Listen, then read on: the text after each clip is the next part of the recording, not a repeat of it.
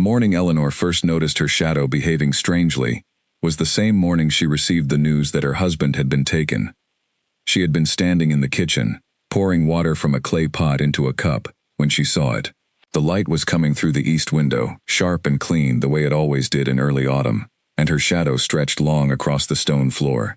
But when she moved her hand to set the pot down, the shadow did not follow immediately. It lagged behind by a full breath, as if it belonged to someone slightly slower, someone still carrying the motion of the previous moment. She blinked. She set the pot down. The shadow caught up.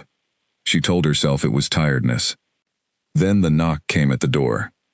The man who knocked was one of the village officers, a quiet fellow named George with a narrow face and the habit of looking slightly to the left of whoever he was speaking to.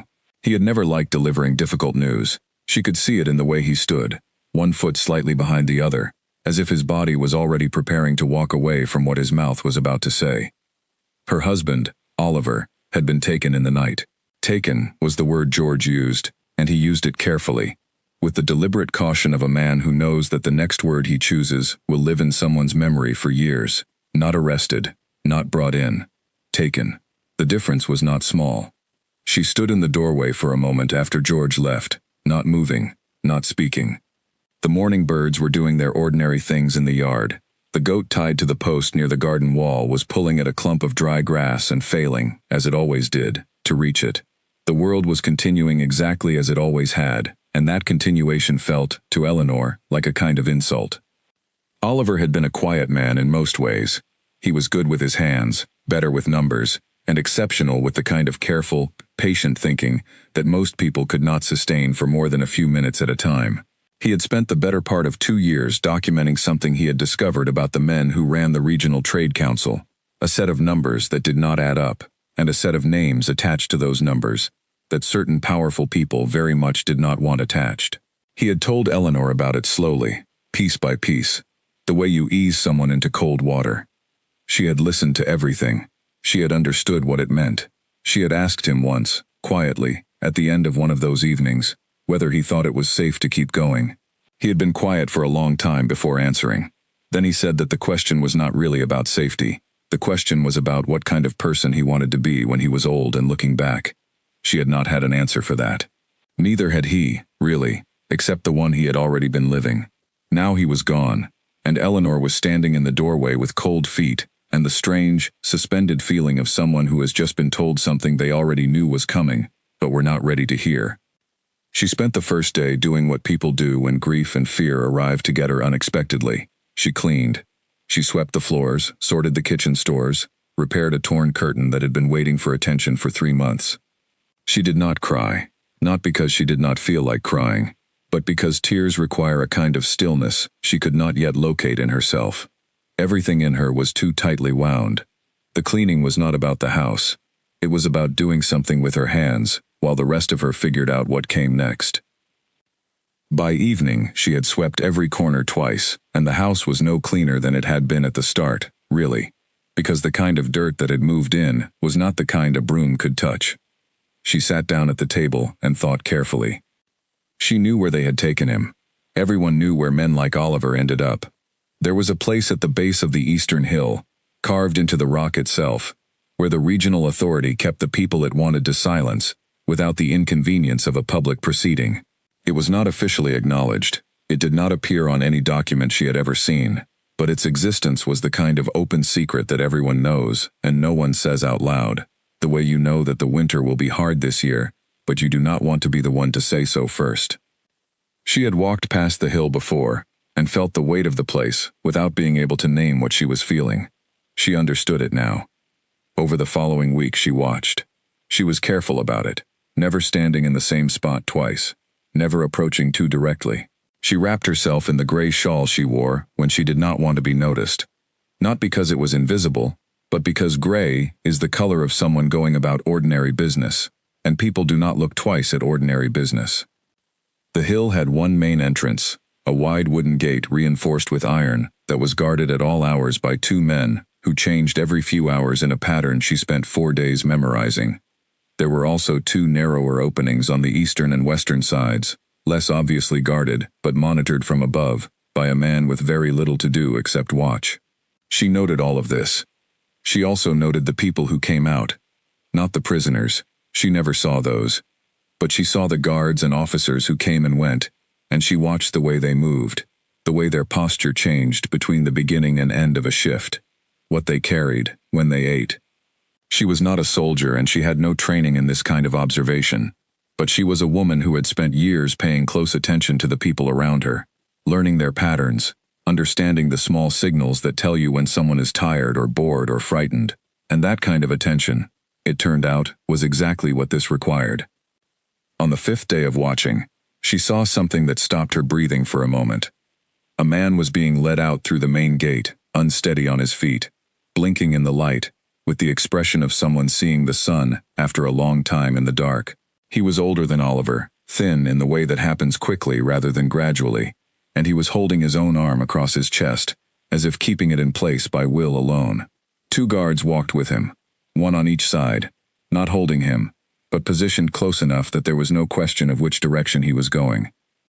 She watched him walk until she could not see him anymore, and then she stood for a long time looking at the space where he had been. That evening she went home and sat with her shadow. She knew it sounded strange, even to herself, but the thing with the shadow had been happening more and more. It did not always lag behind now.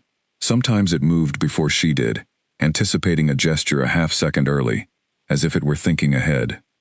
Once, when she had been standing at the window watching the road and crying without quite realizing it, she looked down and saw that her shadow on the floor was not in her shape at all. It was too tall. The arms were slightly different. She moved and it moved, and the shape resolved back into something recognizable.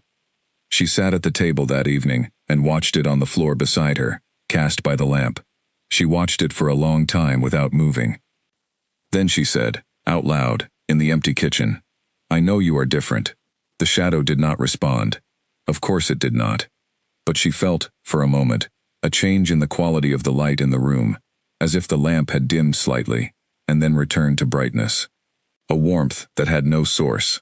She was not a woman who believed easily in things she could not touch. She had grown up practical, the daughter of practical people, in a village that had its superstitions, but kept them in their place, which was mostly in the mouths of the elderly during long evenings. She had always nodded politely at the old stories, and gone home and thought about other things. But she was also a woman who trusted what she observed, and what she had been observing, for weeks now, was undeniable. There was something in her shadow, or something that her shadow had become, or perhaps it was more accurate to say that her shadow was on the edge of becoming something, and it was waiting. She did not know what it was waiting for. She was not sure, that night, that she wanted to know. But she thought about Oliver. She thought about the man she had seen walking out of the gate, holding his own arm to keep it in place.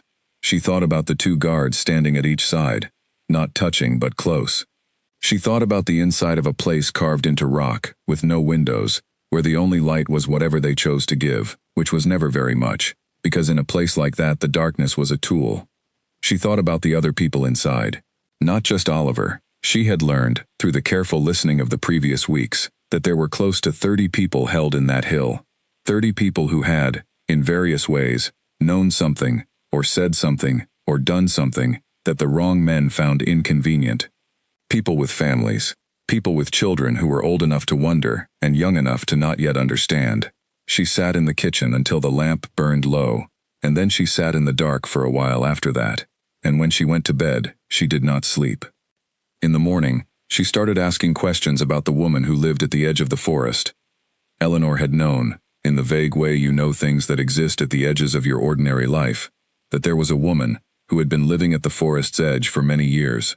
Her name was given differently by different people. Some called her Marta, some called her the Weaver, some called her nothing at all, and changed the subject the way people change the subject when a thing makes them uncomfortable, but they also find it interesting. She lived in a house that no one had been invited into, though people left things at her door sometimes, bread, cloth, once a very good pair of boots, and found, the next morning, that the things had been taken in and that other things had been left in return, herbs or seeds or objects that were hard to describe exactly, but that always turned out to be precisely what was needed.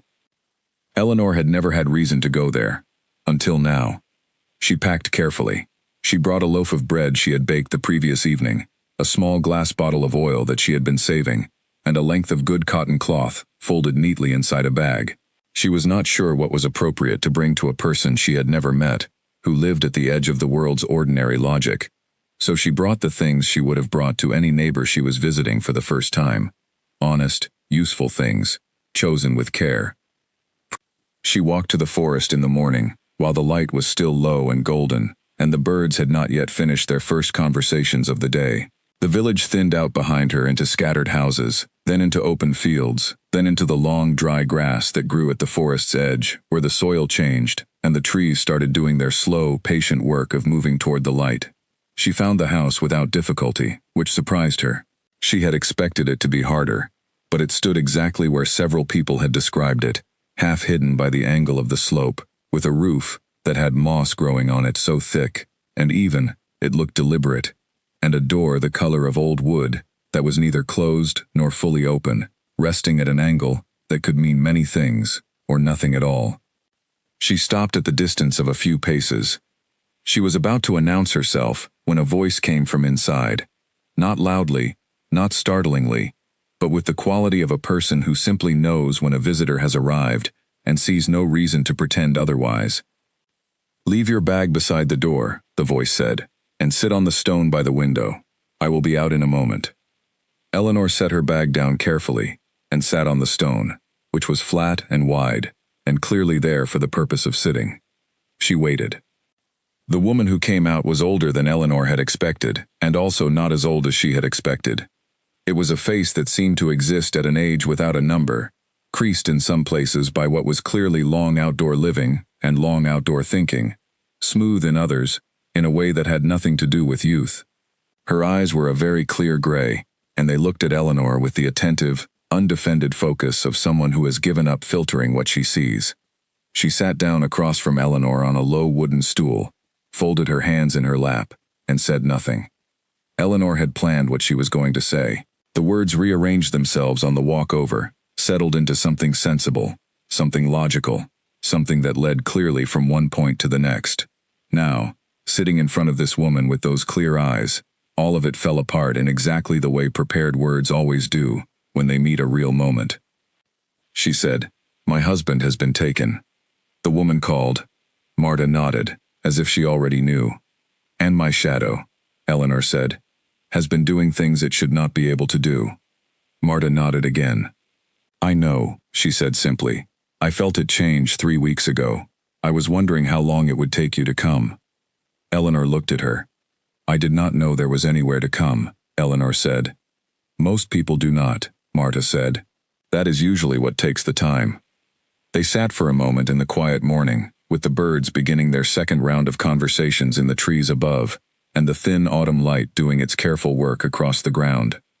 "Can you help me?" Eleanor asked. Marta looked at her for a long time before answering.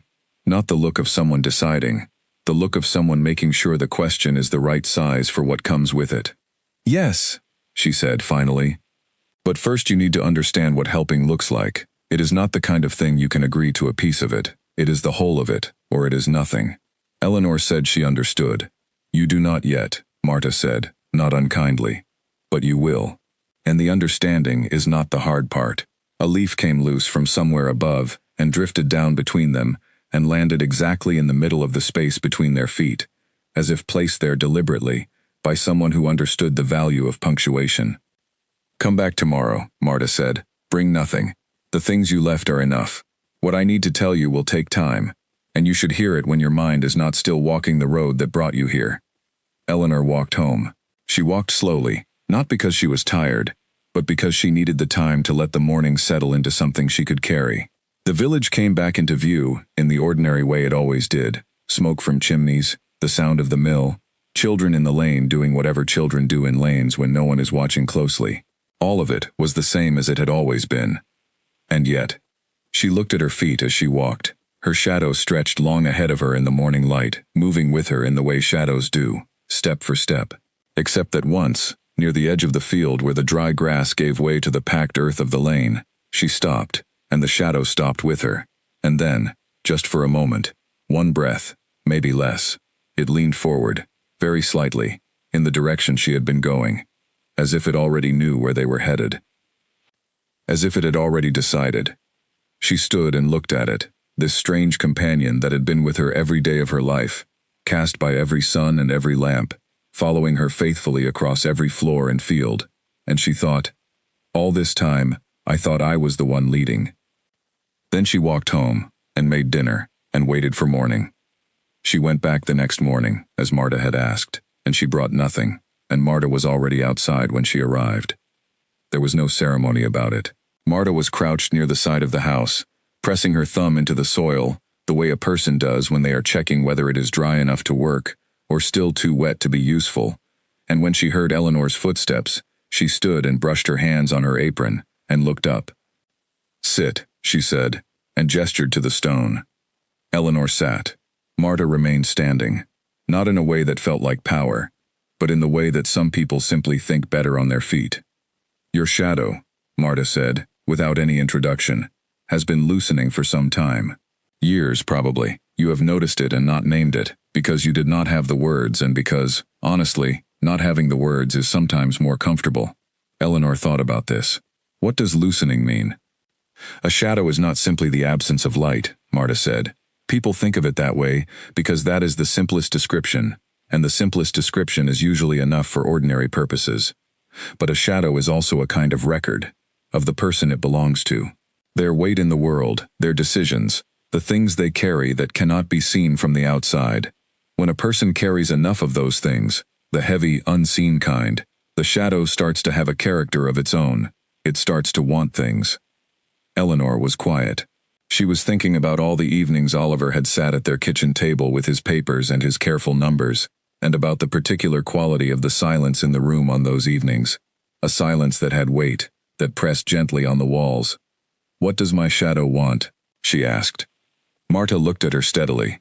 What do you want? It was not an evasion. Eleanor understood that immediately. It was the most direct answer available. She said, I want Oliver free. I want all of them free. The ones in that place in the hill. Marta nodded slowly. And your shadow wants the same thing. That is why it is loosening. It is trying to find a way to help you do what you want to do. But it cannot do it without assistance. And the assistance required is the kind that costs something. What kind of assistance? Eleanor asked. Marta turned and walked back toward her door, not in a way that meant the conversation was over, but in the way of someone who has a thing to show rather than explain. Eleanor followed. Inside the house was exactly as she might have imagined, and nothing like she would have imagined. The rooms were small, and every surface was doing something. There were drying herbs hanging from the ceiling beams in dense, fragrant rows. There were jars of things on every shelf, labeled in a handwriting so small, Eleanor would have needed much better light to read them. There were tools she did not recognize on a low workbench near the window, made of materials she could not always identify, sitting in arrangements that suggested they were recently used, but also that they had specific places and always returned to them. There was also, against one wall, a very large mirror. It was not decorative. It had no frame to speak of, just a plain edging of dark wood with no carving or ornament. It was the kind of mirror you would not notice in a shop, but that you would stop in front of on the street, drawn to it without knowing why. The glass was old. It reflected everything in the room, with perfect clarity, and also with a quality that was hard to name. A depth, a steadiness, as if the reflection it held were slightly more real than the thing being reflected. Marta stood beside it and looked at Eleanor. Come and stand here, she said. Eleanor crossed the room and stood in front of the mirror. She looked at herself. She was thinner than she had been a month ago, which she had not particularly noticed until now. She looked like someone who had been sleeping badly, and eating just enough and carrying something heavy without putting it down. Now look at your feet, Marta said. Eleanor looked down.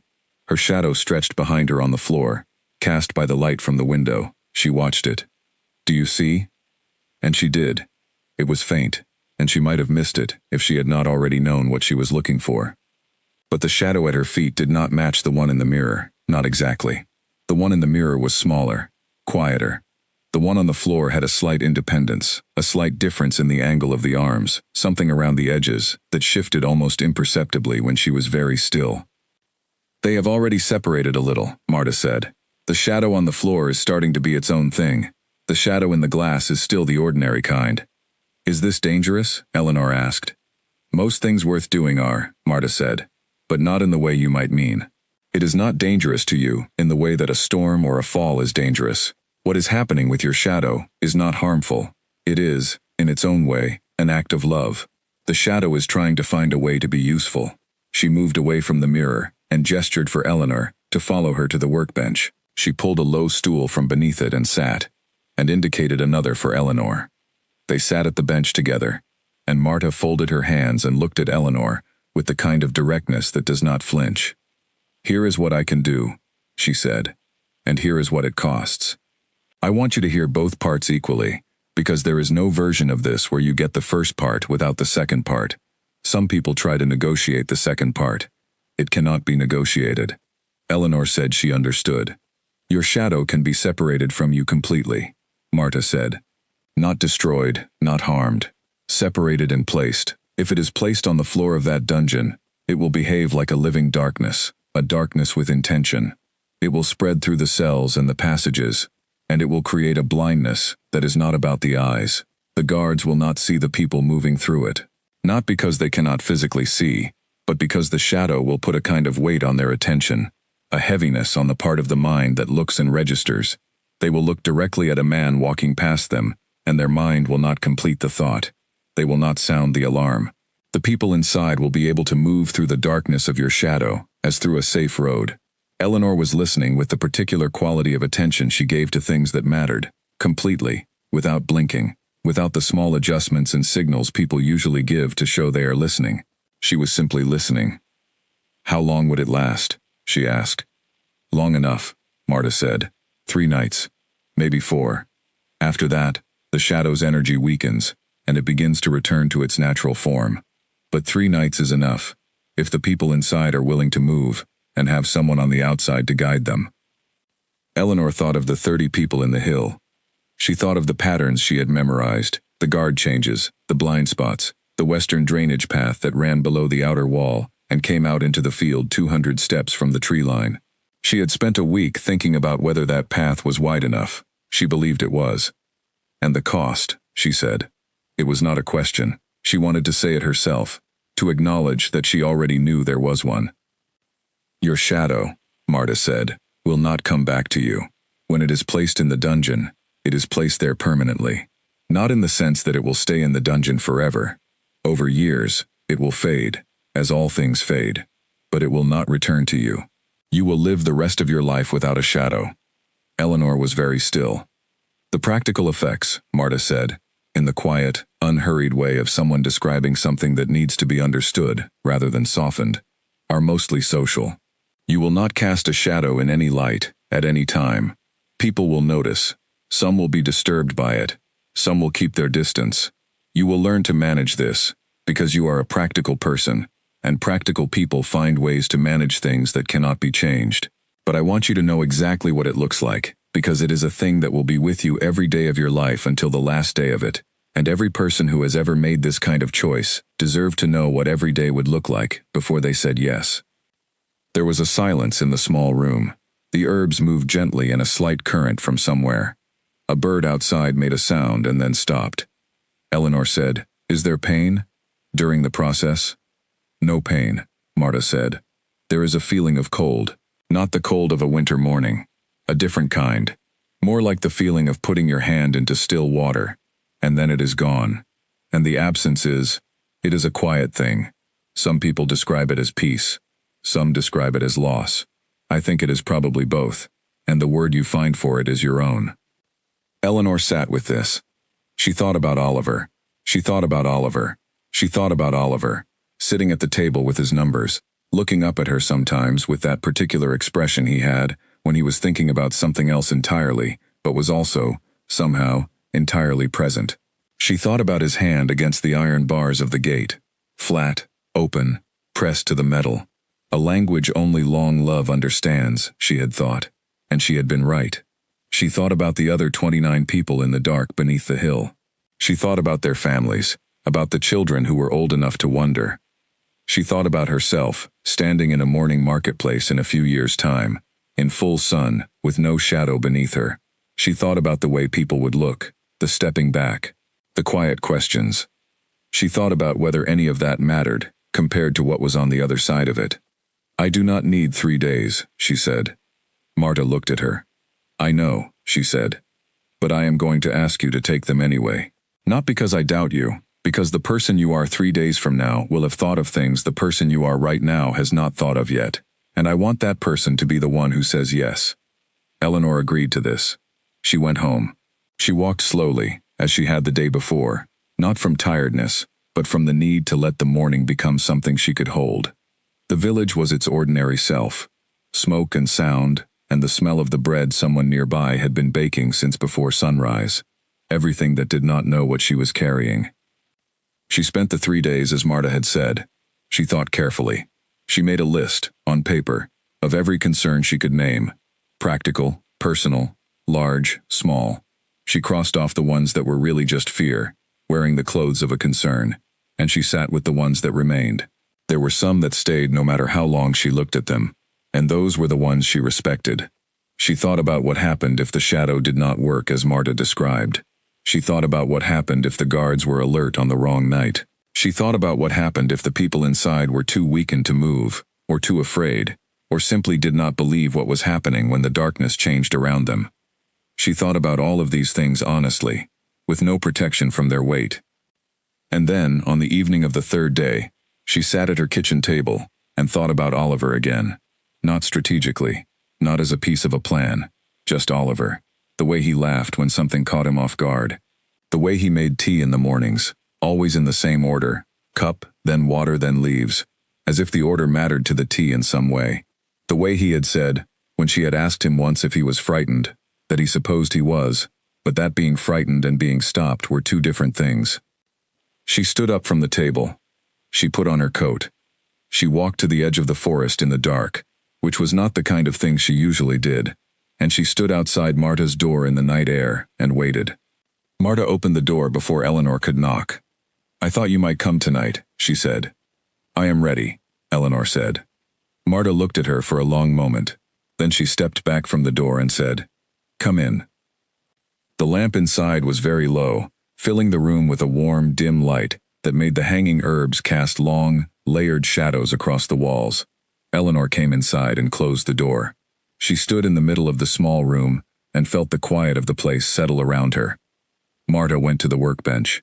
She opened a small drawer that Eleanor had not noticed before and removed 3 things. A needle made of something pale and smooth that was not metal, a length of thread so fine it was almost invisible, and a small, flat stone, with a symbol on it that Eleanor looked at and found she could not hold in her mind long enough to describe. "Sit," Marta said, and pointed to the floor in front of the lamp. Eleanor sat. The lamp was behind her. Her shadow stretched long in front of her across the floor. Marta knelt beside the shadow. "I am going to begin at the edges," she said, in the unhurried voice of a craftsperson, explaining a process they know well. "You will feel the cold start there. It will move inward slowly. It will not hurt. When it reaches the center, you will feel the absence, and then it will be done. The whole thing will take about as long as a slow song." Eleanor sat very straight. She looked at her hands in her lap. "Is there anything you want to say before I begin?" Marta asked. Eleanor thought. "Yes," she said. "Thank you." Marta was quiet for a moment. Then she said, "Do not thank me yet. Thank me on the other side of it, when you see what it does." And then she began.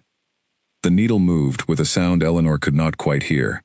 It was below the level of sound, felt rather than heard, like the vibration of a very low note passed through stone. The cold came exactly as Marta had described, beginning at the outermost tip of the shadow near the wall and moving inward steadily, a sensation she could feel in the place where the shadow connected to her feet, as if a long root were being gently drawn from the earth, not painful, but unmistakable.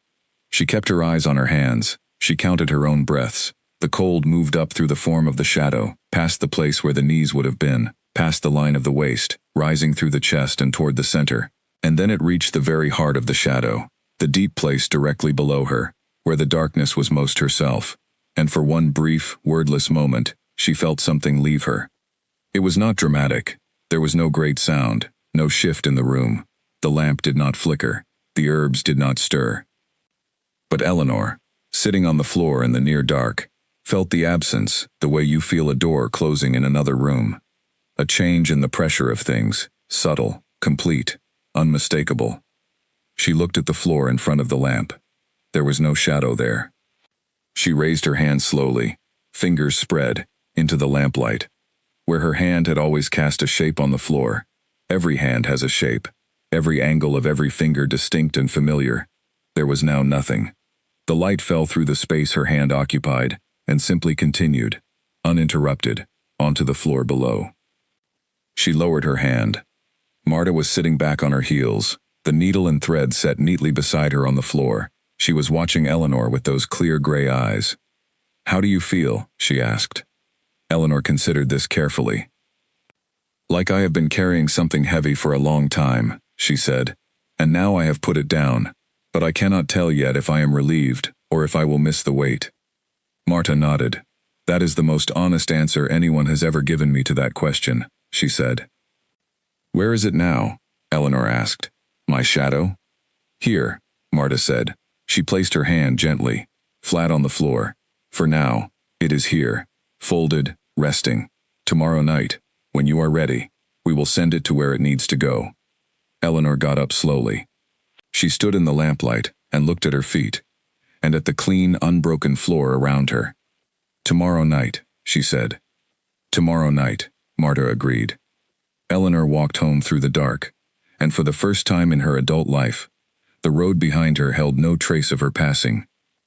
The morning after the stitching, Eleanor woke before the sun was fully up and lay still in the dark of her bedroom, listening to the silence. The house had its ordinary sounds, the beam above the window that ticked in the cold, the goat shifting its weight out in the yard. Somewhere far across the village, a door closing, and then footsteps on stone, someone beginning their day earlier than most. She lay still, and she thought about what she had done. She was surprised, and a little unsettled, by how calm she felt. She had expected, in the early hours of the morning, to feel a kind of panic, the particular panic that comes when you have done something that cannot be undone, and the morning arrives and forces you to look at it in ordinary light. But what she felt instead was something quieter. Not peace, exactly. More like the stillness that follows a decision that was already inside you before you made it. The kind of decision that does not announce itself, but that the person you are has been quietly preparing for. She got up. She dressed in the dark, by feel, the way she always did when she did not want to waste lamp oil before the sun was ready. She went to the kitchen and lit a small fire, and put water on for tea. She looked at her feet. In the glow of the small fire, the floor around her was lit warmly, and where her shadow should have been, there was simply the floor, undisturbed.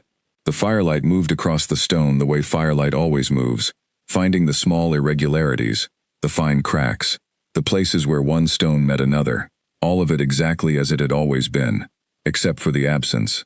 She made tea. She sat at the table. She drank slowly, and thought about the people in the hill. She had been building a picture of the interior over many weeks, piece by piece, from sources that were mostly indirect. One woman in the village had a cousin who had briefly worked as a supply carrier, bringing food and water through the back entrance. He had stopped working there after 1 month, and had not spoken about it much, but the cousin had passed along 1 or 2 things he had said, that the cells were cut into the rock itself, that there were 3 main passages running parallel from north to south, and that the only consistent light came from a row of small oil lamps in the central passage, which were kept low, and changed once a day. There was also a retired builder named Arthur, who lived at the far end of the village, and was known for forgetting things he had been told yesterday, but remembering things from 20 years ago, with remarkable precision. He had been one of the men called in to reinforce the outer wall of the hill structure many years before. He had mentioned to his neighbor, who had mentioned to someone else, that there was a drainage channel running beneath the western face that was originally intended to manage the water table, but had been partly filled in and then, he was quite sure, entirely forgotten about by the people currently in charge of the place, since they had been in charge of it for far less time than it had existed. Eleanor had sat with Arthur one afternoon on the pretext of asking about his garden, and had guided the conversation gently toward the hill, and he had talked for a while about the drainage channel with the enthusiasm of someone who had done very good technical work and was glad to explain it to a person who seemed genuinely interested. It ran east to west, he said, about 2 feet wide, maybe a little less in some places, and exited through a grill in the outer wall on the western face. The grill was original, he said, meaning it had been there for 30 years, and was unlikely to have been recently inspected.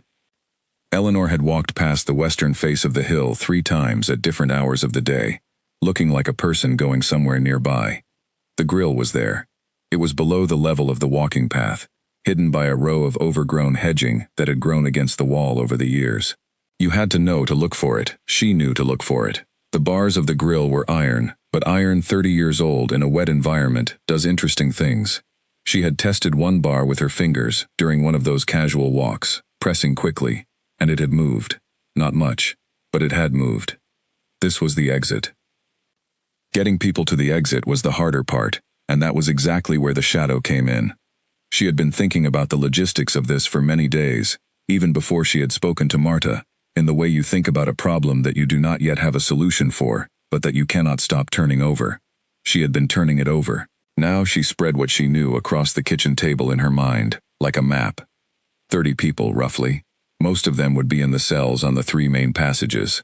The central passage connected to the western passage. The western passage led, according to Arthur's description, closest to the drainage channel's interior opening.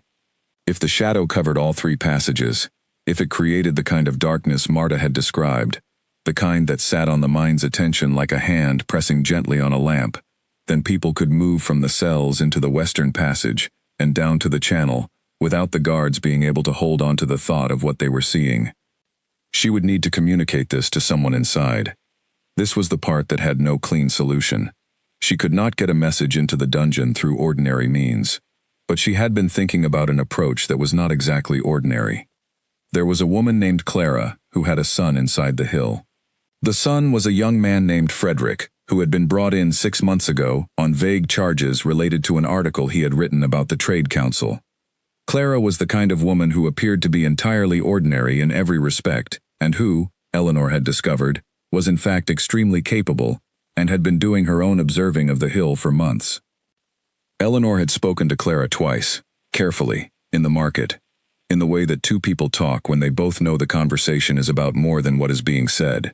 They had not said anything direct, but they had established that they knew things, and that they trusted each other, and that if the time came for the knowing and the trusting to become useful, a signal would be given. The signal was simple.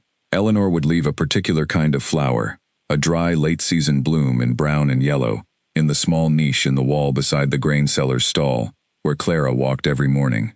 That was the signal that the plan was moving, and that Clara should do what she had told Eleanor, in the careful language of their indirect conversations, that she was already prepared to do. Clara had a guard. Not in the sense that anyone would have described it that way, but there was a young officer who worked the morning rotation at the hill's main entrance, a man named Daniel who had grown up 4 streets from Clara's house, and who had known her son Frederick since they were boys together. Daniel was not a cruel person. He was a person in a difficult situation, employed by people more powerful than himself, doing a job that he had not fully understood when he started it. He had made no outward sign of disloyalty, but he had allowed Clara to leave a package at the main gate 6 weeks ago. She had told him it was food and a change of clothes for Frederick, which was true, and the package had gone in. Clara had told Eleanor this without quite saying it.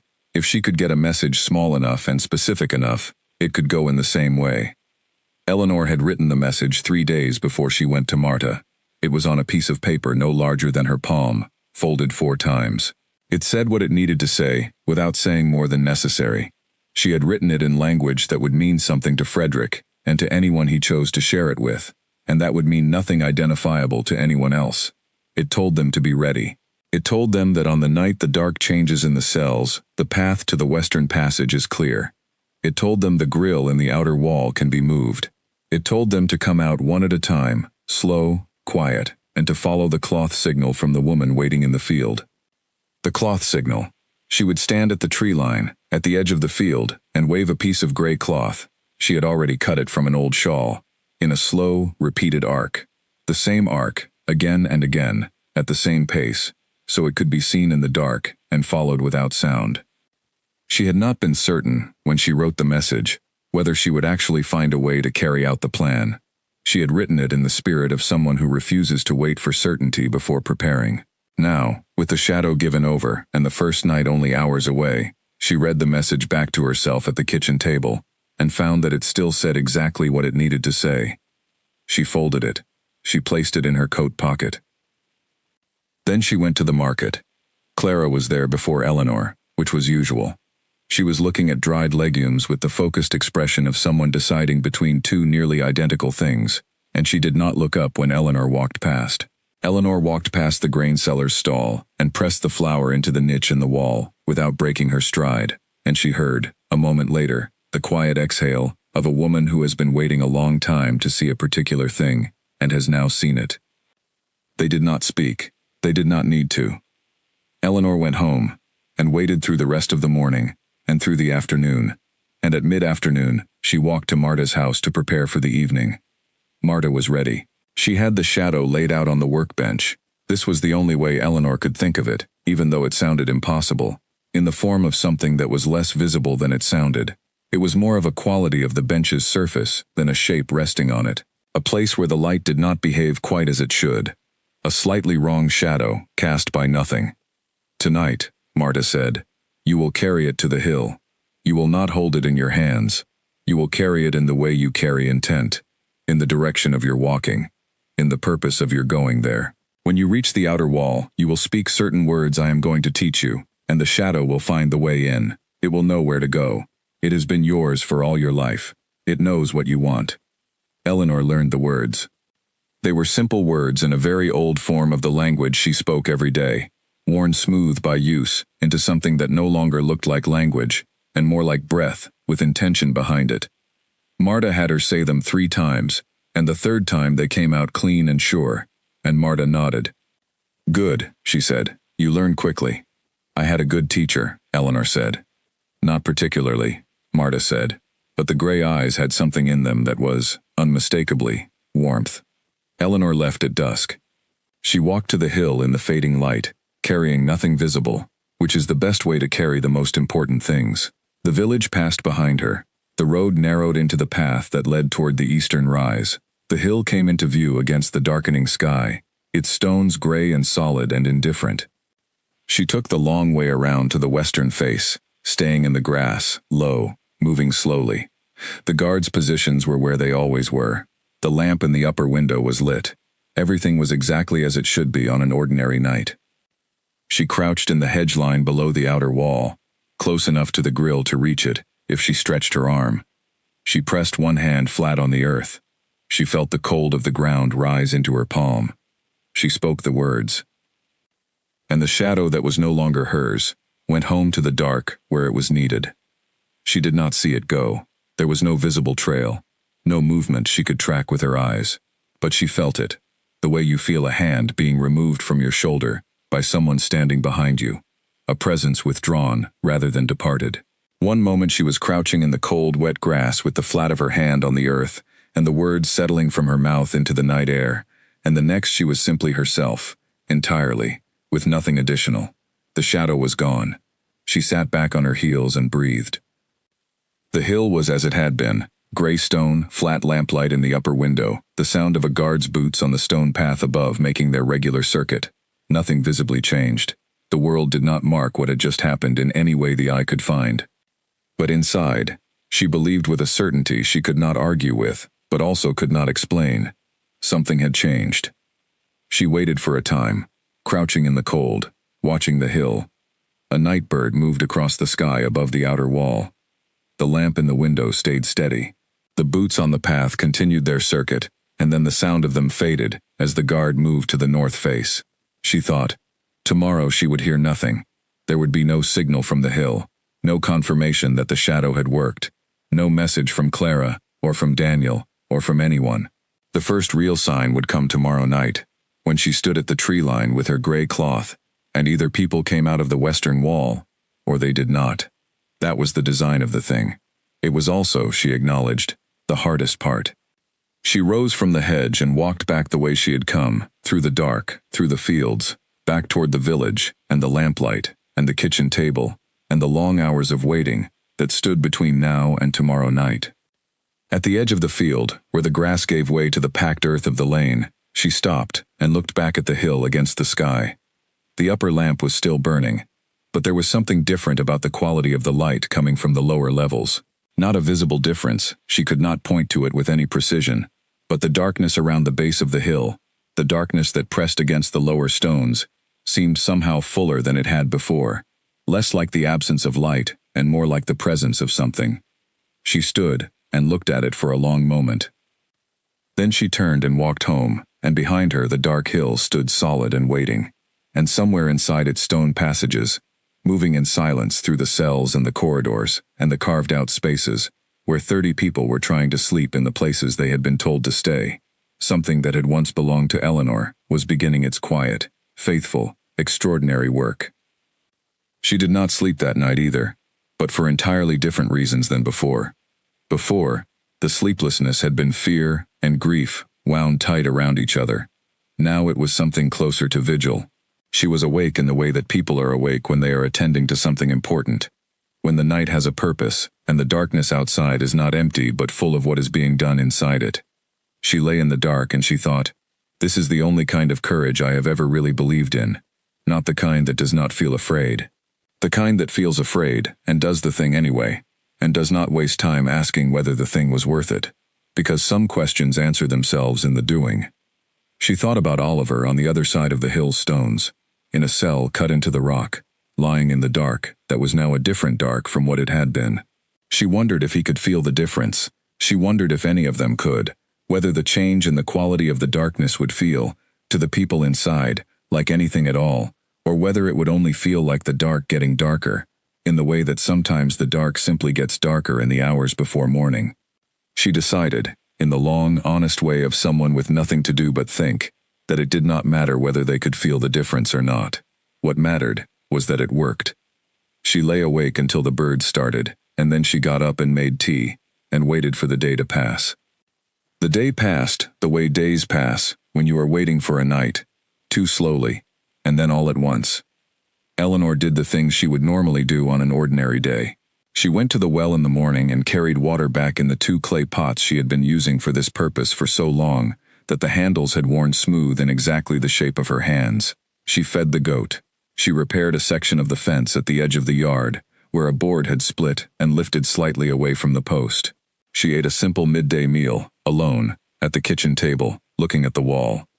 She also, at different points throughout the morning, stopped moving entirely, and stood in whatever place she happened to be, the yard, the kitchen, the narrow path beside the house, and looked at her feet, the clean floor, the unbroken light, the absence where her shadow had always been.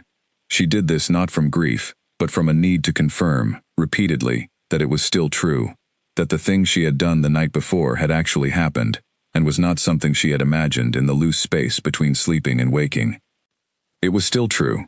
Each time she looked, there was no shadow. At one point, near midday when the sun was at its peak and every stone and post in the yard cast its sharpest possible shadow, she stood in the open space between the house and the garden wall, and looked at the ground around her. The goat's rope cast a line. The water pot near the door cast a squat, dark oval. The fence post 10 feet away cast a clean stripe.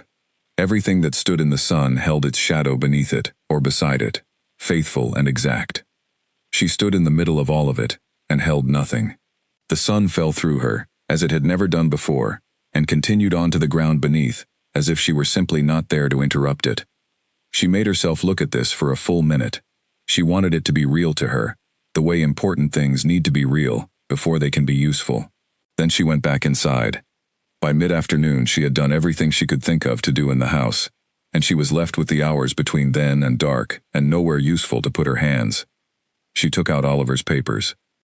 She had kept them exactly as he had left them, in the flat wooden case he used for carrying important documents, under the loose floorboard in the back bedroom, where he had always stored anything he did not want seen by someone who might come into the house unannounced.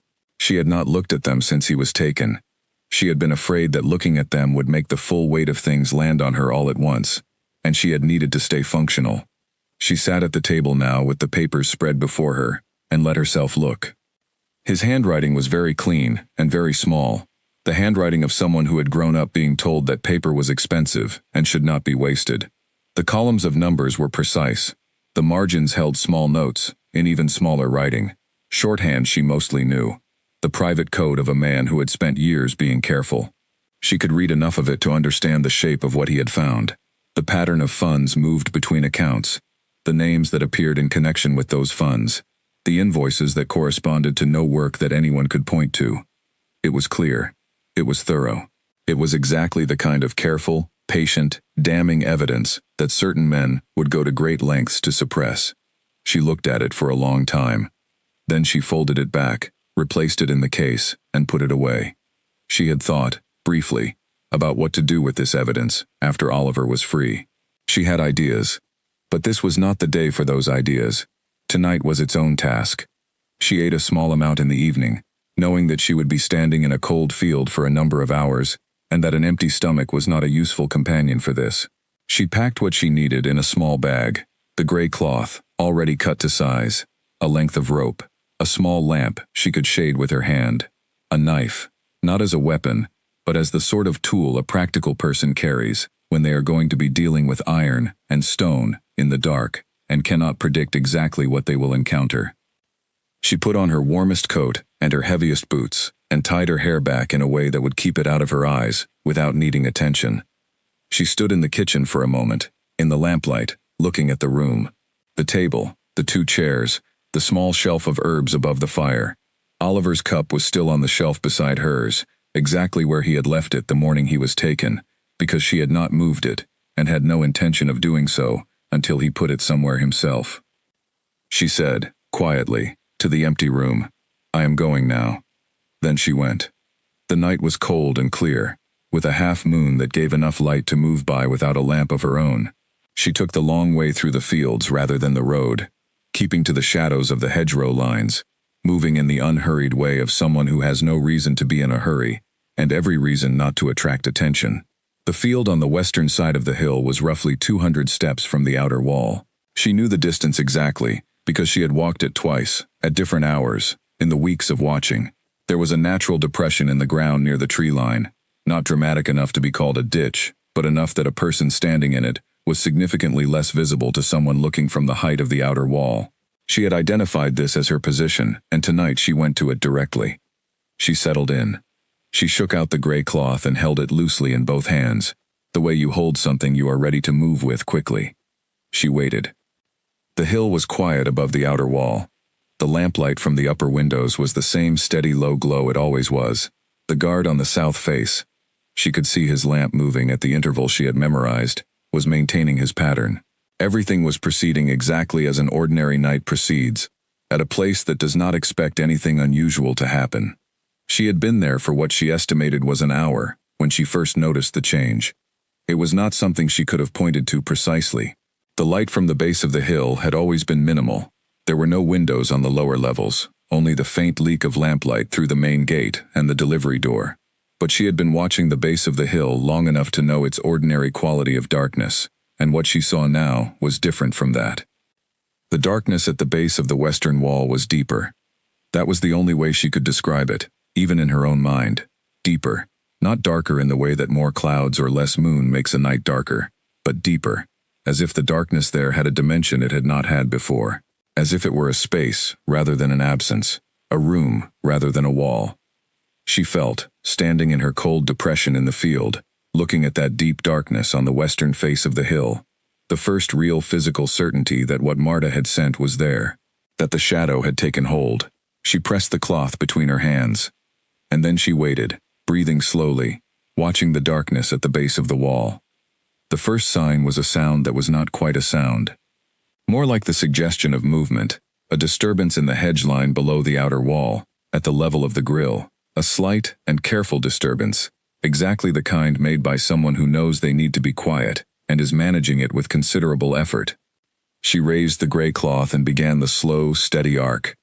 The hedge disturbed again, and then, very slowly, like a person not entirely sure they are doing the right thing but proceeding anyway because they have decided that uncertainty is not a reason to stop, a figure emerged. He was on his hands and knees, and he came out of the hedge carefully, like a person who has learned to distrust any space wide enough to stand in. When he reached the edge of the hedge, he stopped, crouching, and looked into the field. Eleanor kept the arc going, steady, even, the gray cloth moving in the dark. The figure saw it. She knew the moment he saw it, because everything in his posture changed. The tightness went out of his shoulders, the head lifted slightly, and for a moment he was very still in the way that people are still when they suddenly feel, after a long time of not feeling it, that something might be all right. Then he started moving toward her. She had told herself she would not speak, not yet, not until they were further from the wall. The plan required silence close to the building, but as he came across the field toward her, closer, closer, until she could see his face in the moonlight, young, thinner than the photographs she had seen pinned to the notice board before the council removed them, very dark eyes wide and alive with something between terror and hope, she found she had to press her lips together to keep anything from coming out. This was not Oliver, this was Frederick, Clara's son, and he was real and he was out, and that was enough. It was everything. It was the first proof that the whole impossibility of the thing she had done was working. He reached her, and crouched beside her in the depression, and she put her finger to her lips. He nodded. They waited together. The gray cloth was in her hands again, moving its slow arc. The hedge disturbed again. Another person came out. And then another. Eleanor counted each one as they crossed the field toward her. She kept the cloth moving. She held herself steady. Around her in the dark, in the cold, in the silence of a night that looked like every other night, but was unlike any night in the history of this place, the first group of people who had been in the hill began to gather at the tree line, sitting or crouching in the dark, breathing hard and quiet, looking at each other, and at the field, and at the woman with the gray cloth who was standing in the depression and making the same slow arc, over and over, patient as a lighthouse. By the time the darkness in the east began to change its quality, 13 people had come out through the western wall. Eleanor looked at them. She looked at all of them. 13 faces. She did not know all their names. She knew some of their stories. She looked at each face, one by one, and she thought, there are 17 more. And she thought, tomorrow night. She said, in the lowest voice she could make useful, come with me. I know the way. Stay together and stay quiet, and we will talk when we are further from here. They followed. She led them through the fields in a long, loose line, the kind of grouping that can become invisible in open ground at night if it moves slowly and without urgency. She had learned, from years of living in a place where you noticed what people noticed, that the thing that draws the eye is not a group but a hurry. Movement at night that has urgency is what the mind registers. Movement at night that is slow and quiet reads as animals, as wind in grass, as nothing important. They moved slowly, 13 people across a cold field in the dark, following a woman with a piece of gray cloth folded in her hands, walking toward a tree line that, once they crossed it, would mean the difference between everything. She brought them to a place she had identified 3 weeks before, a deep fold in the hillside 2 miles north of the village, sheltered on 3 sides by old trees, and one collapsed wall of what had once been a shepherd's shelter. It was not comfortable. It was dry and hidden, and large enough for the 13 of them to sit or lie down without touching each other, which was what they needed. She had, in the days before, carried 2 blankets and a sealed clay pot of water to this place, and left them under the dry overhang of the old wall. She found them where she had left them. She gave out the blankets and the water, and she crouched in front of the group and looked at them. They looked back at her. Frederick spoke first. He had a quiet, composed voice that was older than his face, the voice of someone who has spent months deciding not to fall apart, and has succeeded through will alone. There are 17 more, he said. I know, she said. Tomorrow night, the same way. Some of them cannot walk on their own, he said. He said it simply, without anything excessive in the saying of it, but the statement had weight. Can they be carried? She asked. Yes, if there are enough people to carry them. Then the ones of you who are able will go back in tomorrow, and you will help them out. A woman sitting near the back of the group made a sound that was not quite a protest. Eleanor looked at her. The woman was perhaps 40, with the particular look of someone who has been indoors for too long, without enough natural light. I know, Eleanor said, to her, specifically, and gently, but we cannot leave them. The woman looked at her for a moment. Then she nodded, once, and said nothing more. The people who go back tomorrow, Eleanor said, will know what to do. The darkness inside is different now. Move through it without hesitation, Trust what it gives you. Trust that the dark will hold you. A man near Frederick spoke up, older, with a scholar's careful way of framing things, even when those things were urgent. His name was Henry, though she did not know that yet. "What is the nature of the darkness?" he asked. "Because it is different. I could feel it before I could see it. It has a quality I cannot name." Eleanor looked at him. She thought about what to tell him, how much, and in what words. "It is borrowed from someone who loves someone in that hill," she said. "That is the truest way I know to say it. Trust it." Henry looked at her for a long moment. Then he said, "I see," in the tone of someone who has understood more than was said, and is too well-mannered to press. She stayed with them until the night was far enough along that she could be sure they were settled and not going anywhere that would cause them to be found. She gave them simple instructions. Stay here until she returned the following night with the second group. Do not go into the village, do not make fires, do not move in daylight. They understood. She walked home in the early dark before the first birds, alone, through fields she now knew the way, through the way she knew the layout of her own house. She was tired in a way that went past the body and settled into some deeper place, a tiredness that was also something else she did not have a clean name for. When she reached the kitchen, she did not make tea. She simply sat down at the table and put her hands flat on the wood and stayed very still for a while, listening to the house around her, and to the village outside it, and to the quiet of the night, that was now, improbably, gently, fractionally, less full of wrong than it had been yesterday. 13 people. The word 17 pressed against the inside of her chest like a second heartbeat. She put her head down on her arms and slept without meaning to, at the kitchen table, in the dark, in the way that the body claims what it needs when the mind is finally too quiet to argue. She woke at the kitchen table with her cheek on her arm and a gray morning filling the window and the strange, sharp clarity of someone who has slept very briefly and very deeply. She sat up, her neck hurt. She did not particularly care. She thought, 13 out, 17 still inside. One of those 17 was Oliver. The second night was 12 hours away. She used those hours the way a craftsperson uses the hours before the most difficult part of a job. Not resting, exactly, but conserving. Doing only the things that needed doing, and allowing the mind to stay focused on what was ahead without being consumed by it.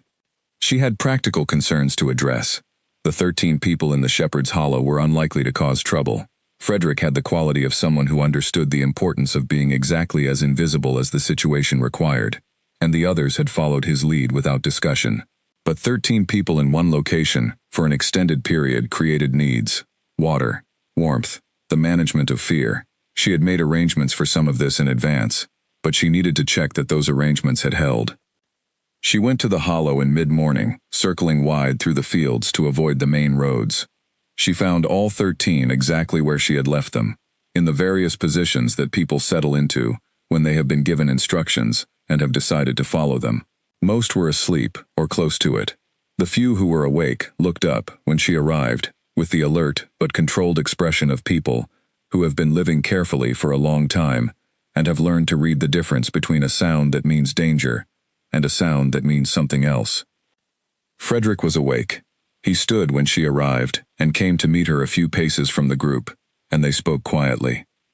"The 4 who are physically strongest," he said, without preamble, "have agreed to go back tonight and help with the ones who cannot manage the channel alone. Henry will coordinate on the inside. He has been in the hill the longest, he knows the passages best, and the others listen to him." "Good," Eleanor said. "Tell them the same darkness will be there tonight, same path, same route, through the western passage to the channel. Tell them to be ready to move as soon as the light changes in the cells." "How will they know the light has changed?" Frederick asked. "They will know," she said. "I could feel the difference from 200 paces in an open field. Inside the passages, they will feel it immediately." She paused. "Tell Henry that the shadow knows what it is doing. Tell him to trust it." Frederick looked at her with those dark, alive eyes. "I should tell him this because it is true, or because it will reassure him." "Both," Eleanor said. He almost smiled. It was the almost of someone who has not had cause to smile in a while, and finds the mechanism somewhat unfamiliar. She left the hollow and walked back through the fields. she had another task in the middle of the day that required care. She needed to move certain things from her house to a location further from the village. She had been thinking, since the moment the first person came out of the hill, about what happened next. Getting people out was one part of the problem. Keeping them from being found was a larger part. The regional authority would notice the missing prisoners, not immediately, because the lower cells were checked only once a day, in the morning, but soon enough. The first check would come at dawn. 13 missing people would not be a slow reaction. It would be a fast and thorough one. She had been speaking, over the previous weeks, with people who had trucks, and who traveled regularly on the roads east of the region, and she had arrived at an arrangement that she had not committed to fully until now. There was a man named Edmund who transported grain on a regular route, between 3 villages and a processing mill 50 miles east. Edmund was a careful and a quiet man, and he had a cousin in the hill, an older woman named Grace who had been a school teacher before she wrote something that displeased the wrong people. Edmund had been told, through Clara, through the patient network of people who loved people inside that building, that something might be needed of him. He had said, also through Clara, that he would be at the East Road Junction at dawn, on the day after the last person came out. He would have the truck with the grain loaded, which would give cover for being there at that hour. He would wait for 2 hours. If no one came, he would drive on. No questions would be asked, because none would need to be. If people came, they would go in the truck, under the grain, which was loose grain in cloth sacks, and which could be arranged to cover a person, if the person was willing to be still and trust the arrangement. It was not comfortable. It was workable. She had checked the East Road Junction last week. It was a wide, flat crossing with a natural pull-off on the north side, where a truck of that size could park without being conspicuous. She trusted Edmund's judgment about timing. She trusted the arrangement. She spent the middle of the day moving the things from her house that she would need, including Oliver's papers, which she wrapped in oilcloth and placed in a bag she had already prepared. She moved these things to a location she had chosen near the East Road Junction, an old equipment shed that had been unused for 2 seasons and that sat back from the road behind a screen of elder trees. It was unlocked. Inside it was dry and smelled of old straw and the particular dust of a place that has been quiet for a long time. She left the bag inside the shed, in a corner behind a collapsed stack of empty storage boxes, and she stood in the quiet of the shed for a moment and breathed. She thought about Oliver. She had been managing her thoughts of him carefully throughout all of this, the way you manage a fire that is essential for warmth but that could also, if you stopped paying attention, become something much larger than you intended. She had allowed herself to think about him in controlled amounts, enough to keep the purpose of the thing absolutely clear, not so much that the thinking would become an obstacle. But now, in the quiet of the old shed, she let herself think about him fully, and without management. She thought about the time they had walked to the far end of the valley, years ago, in the early summer, when the light stays long and the world smells like new grass, and how they had climbed a hill at the valley's end that was higher than she had expected, and at the top, he had looked out at the flat distance and said, "I did not know it went this far," and she had said, "It always has," and he had laughed, that genuine, unguarded laugh that was the best sound she knew. She thought about standing at the top of that hill, in the long, late light, looking at a distance neither of them had known was there. She thought, one more night. She went home and made a large pot of soup, thick, simple, the kind that keeps, and poured it into 2 sealed containers. She made bread. She moved these things to the hollow, arriving as the afternoon was easing toward evening, and she left the food with the group without comment, because some things do not need comment. By the time she left the hollow, the sun was near the tree line, and the light had gone from warm to thin. She went home. She changed into her heavier boots again, the ones she had worn the previous night. She picked up the gray cloth, already back in her coat pocket where she had replaced it before sleeping. She picked up the rope and the lamp and the knife. She stood at the door. She looked at the kitchen one more time, the table, the 2 chairs, his cup on the shelf. She said nothing this time. She had said what she needed to say the night before. She left and walked into the gathering dark, and behind her, the house sat quiet in the evening, patient as a thing that knows its purpose is to wait. The field on the western side of the hill looked exactly as it had looked the previous night. Same cold air, same half-moon slightly higher now than it had been the night before, same quality of silence, that big open spaces hold in the dark.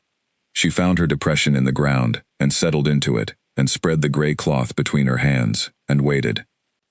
The 4 who had gone back in were inside the hill by now. She had seen them go, not directly, but she had seen the hedge near the grill disturb in the direction of in rather than out, and she had counted 4 disturbances over the course of 15 minutes, which matched exactly what she had planned. She waited. The first person came out, 40 minutes into her vigil. Then another, close behind.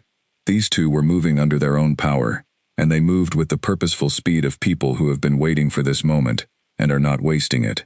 Eleanor swept the cloth and they saw it, and came toward her across the field. Then, after another short wait, 2 more came out. One was walking carefully, supported by one of the 4 who had gone back in. They were slow, but they were moving. The shadow was still working. She could feel it, looking at the western face of the hill. The darkness at the base of the wall still had that particular depth, that quality of being a room rather than an absence. It was not fading. It was holding. She kept the cloth moving. The people kept coming. A man came out who could not walk at all. He came on the back of one of the stronger 4, carried with tremendous effort and in total silence, and the man doing the carrying was breathing so hard by the time he crossed the field that Eleanor could hear it from 20 paces. But he did not put the person down until he reached the depression, and then he set him down gently, with the careful deliberateness of someone handling something irreplaceable. Eleanor counted 8, 9, 10. She looked at the wall.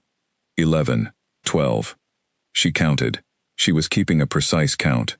There should be 17. 13 came out. Then 14. Quickly. 15. Helped by 2 others.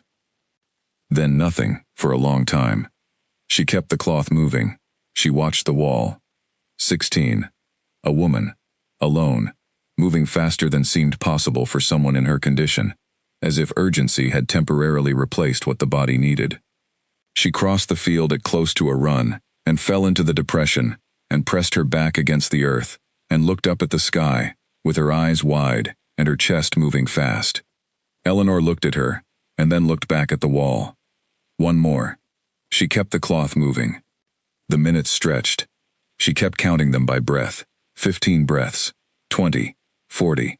The cold was very definite now, in her hands, in the exposed skin of her face. She did not move. She kept the arc going. 60 breaths. She told herself, he is coming. He is the last because he is the one who would make sure everyone else went first. That is who he is. That is who he has always been. 80 breaths. And then the hedge disturbed, and then a figure came out. She knew him before she could see his face. She knew him by the way he moved, by the particular angle of his shoulders, by the unhurried speed that was not unhurried, because he was calm, but because he was checking, even now, even while coming out of that place, that there was no one still inside who needed help before he came himself. She kept the cloth moving, and he came toward her, and as he came closer, and she could see his face more clearly in the moonlight, she understood that he knew exactly who was holding the cloth. He reached her. He stood in the depression looking at her. He was thinner, and his face was not the same as it had been, and his eyes had something in them that had not been there before, something that would probably stay for a long time, but they were his eyes. She had told herself she would not make any sound, not yet, not close to the wall. He reached out and put his hand over both of hers, the cloth and all, and pressed, and said nothing. She pressed back. Around them, 17 people were breathing in the dark, and the hill was quiet, and above them, the half-moon was exactly where it had always been, and the world was exactly as it always had been, except that it was entirely different. She said, in the very lowest voice she had, "Can you walk?" He said, "Yes." "Then walk," she said. They walked. She led 30 people across the cold field, toward the tree line, and 30 people followed, and behind them, the hill sat dark and silent against the sky, unaware yet of what it had lost. The walk to the hollow took longer than the night before, because some people could not move quickly, and because the group was large enough that she could not simply fold them into the landscape the way she had with 13. She spread them across the width of the field, rather than keeping them in a line, which helped. A line is a pattern. A spread of people at different intervals in a dark field reads as nothing. They reached the hollow. The original 13 were there, and when the new group arrived, there was, briefly and quietly, the particular kind of collision that happens when people who have been in a frightening situation together recognize each other on the other side of it. Not celebration, not yet. The situation was not resolved, the danger was not past, but something. A recognition, the particular release of seeing a face that represents survival rather than threat. Oliver stood at the edge of the hollow and looked at the people around him, the 30 faces in the dark, some sitting, some standing, some lying on the bare ground with their eyes closed. He stood very still and looked at all of them for a long moment, in the way of someone who needs to let a large thing become real before they can respond to it. Then he looked at Eleanor. She was watching him. She had been watching him since he came out of the hedge, the way you watch something you have been looking for long enough that seeing it requires a moment of separate adjustment. He said, quietly, "You did this." It was not a question. She said, "Not alone." He said, "But you." She did not argue with the word. He crossed the short distance between them and put his arms around her, and she stood in that for a moment and did not say anything. Some things are not for words and do not need them. Then she said, "We have to move everyone tomorrow. Edmund's truck at the East Junction at dawn." He pulled back and looked at her. "Edmund the grain man? He has Grace inside. Had Grace inside. She came out tonight." Oliver absorbed this. She could see him doing it. The particular focused quietness of a man building a picture quickly, from pieces, in the way he had always been good at. The truck will hold all of them? If they go in layers. Edmund has done this before. Not this, exactly, but arrangements of this kind. He knows how to stack the load. "You have been very busy," Oliver said. He said it without any qualities she could not fully accept. Just the plain acknowledgement of a man who knows the person in front of him well, and is seeing the full scale of what that person has done. "I had time," she said. "You were not here." He looked at her. And then, in the dark of the hollow, with 30 people around them in the cold, he smiled. That genuine, unguarded smile she had known for years. It was thinner than it had been. It was also completely itself. "Right," he said. "What do you need me to do?" She told him. He listened exactly as he always had, completely, without the small adjustments and signals, and then he nodded and went to work. He spent the rest of the night moving between the groups in the hollow, talking quietly, learning names, assessing who needed what, making the small practical adjustments that large groups of frightened people in cold spaces need. He did not do this in a way that announced itself. He did it the way certain people do useful things, simply, without performance, because the thing needed doing, and he was there. Eleanor sat at the edge of the hollow, and watched him, and thought, this is the person the hill was trying to keep quiet. This specific person, doing this specific kind of thing. She sat in the dark with that thought, until it had settled into her fully. Then she stood up and joined him. By the time the first hint of gray arrived in the east, they had 30 people organized, as calm as the situation allowed, and ready to move at first light toward the east road and Edmund's truck. Eleanor stood at the edge of the hollow and looked back in the direction of the hill, 2 miles to the west. She could not see it from here. Just the dark tree line and the dark sky above it, and somewhere beyond that the gray stones and the iron gate, and the cells cut into the rock where the oil lamps were kept low, because in that place, darkness was a tool. Except that the darkness there was different now, and she stood shadowless in the pre-dawn light, having given that darkness freely, and felt no loss in the giving. Edmund was exactly where he said he would be. The truck was backed into the pull-off on the north side of the East Road junction, its engine off, its load of grain sacks sitting in the flatbed in the half-light of early morning. Edmund himself was sitting on the front fender with his arms folded and his eyes on the road, and when the first group of people came out of the tree line at the edge of the field, he did not move suddenly. He simply unfolded his arms, stood, and walked to the back of the truck. He was a broad, steady man, with very little of the dramatic about him. He had the face of someone who had spent a lifetime deciding that things either needed doing or they did not, and that determining which was usually straightforward if you were honest about it. He looked at Eleanor when she arrived at the truck. "More than 30, he said. 30, she said. "Exactly. The sacks can hold about half that at a time if we pack them right. I will need to make 2 runs. You can make 2 runs safely? He looked at her steadily. I have a letter from the mill authority in my cab that says I am delivering grain to a storage facility on the other side of the county. The facility exists. The manager there is my wife's brother. The letter is real. He paused. I will make 2 runs. Eleanor nodded. She looked at him for a moment longer. Grace came out last night, she said. She is here. Something moved in Edmund's face. He was not a man who easily showed what he felt, but that moved in him visibly, the way a stone moves when water finally reaches it. He said, Is she well? She is thinner than she should be, and she is not rested, but she is herself. Edmund nodded once, the way a person nods when they have received news that was good, but that comes attached to a weight they will need to put somewhere. She would be, he said. She was always herself. They could not change that about her. He turned and began organizing the truck with the quiet efficiency of someone who has worked out the mechanics of a thing in advance and is now simply executing. Eleanor stood back and watched him, and then she went to find Oliver. Oliver was with the group, near the back edge of the road junction where the field grass met the gravel. He was speaking to the older man Henry, the one who had asked Eleanor about the quality of the dark.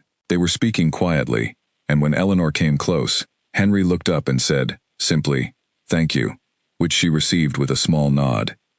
She told Oliver about the 2 runs. He absorbed this without any visible frustration at the logistics. "Who goes first?" he asked. She had thought about this. The ones who need the most care, the ones who were carried, the ones who are physically the weakest. They go in the first load with Edmund. The ones who are stronger can manage a weight. Oliver looked at her. "You should go in the first load." "I am not going in either load," she said. He was quiet for a moment. "Eleanor." "I need to stay," she said. "The people at the hollow cannot be seen in daylight. Edmund's first run will take 3 hours minimum. I need to be there while the group waits. I know the roads. I know the fields. You know neither, right now. You have been in a room made of rock for months." He looked at her. She could see him working through this, checking it for the practical reality that it was, rather than the argument he might prefer it to be. "You are right," he said, finally. "I know," she said. "That has always been the most difficult thing about you," he said, and the edge in it was so faint and so familiar that it was itself an act of love. She almost told him, right then, about the shadow. She had not yet said anything about it. She had been letting the night exist first, letting the getting out be the whole of the thing, before bringing in the other part. But the urge was strong, standing next to him in the early morning, to say the whole thing clearly. She held it. There would be time. The first group loaded into the truck with Edmund's direction, fitting themselves in around and between the grain sacks with the cooperative patience of people who have decided that discomfort is a fair price for distance. Edmund covered them carefully. He was good at this. His movements exact and practiced, and he did not rush. Rushing looks like hiding. Slow and ordinary looks like work.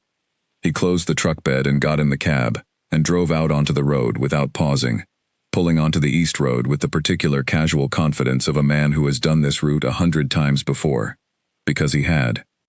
Eleanor watched the truck until it rounded the first bend and disappeared. She turned to the remaining 15 people in the pull-off and said, "Come with me."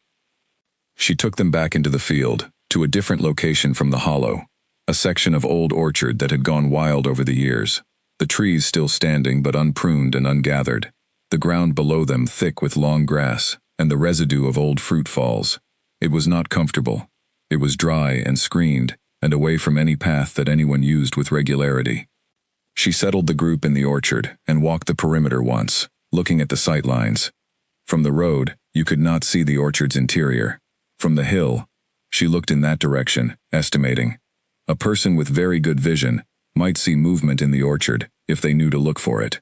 But a person at the hill looking toward the orchard would first have to be looking in that direction, and their attention would first have to land on the right section of the right tree line, and then they would have to see and correctly interpret the minimal movement of 15 people trying not to be seen.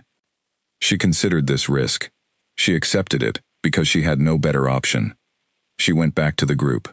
Oliver was sitting against a tree trunk, with his legs straight in front of him, and his eyes closed. He was not sleeping. She knew what his sleeping looked like.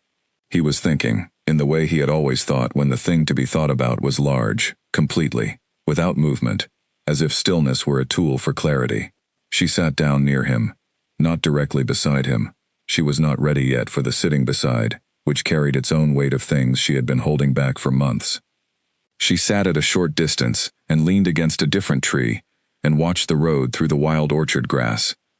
After a while, without opening his eyes, he said, "Tell me about your shadow." She was very still for a moment. "What do you know?" she asked. "Frederick told me. Last night, in the hollow. He told me what you told him to tell Henry, about what the darkness was and where it came from. He said you had said it was borrowed from someone who loved someone in the hill." He paused. I spent a considerable amount of time thinking about that description.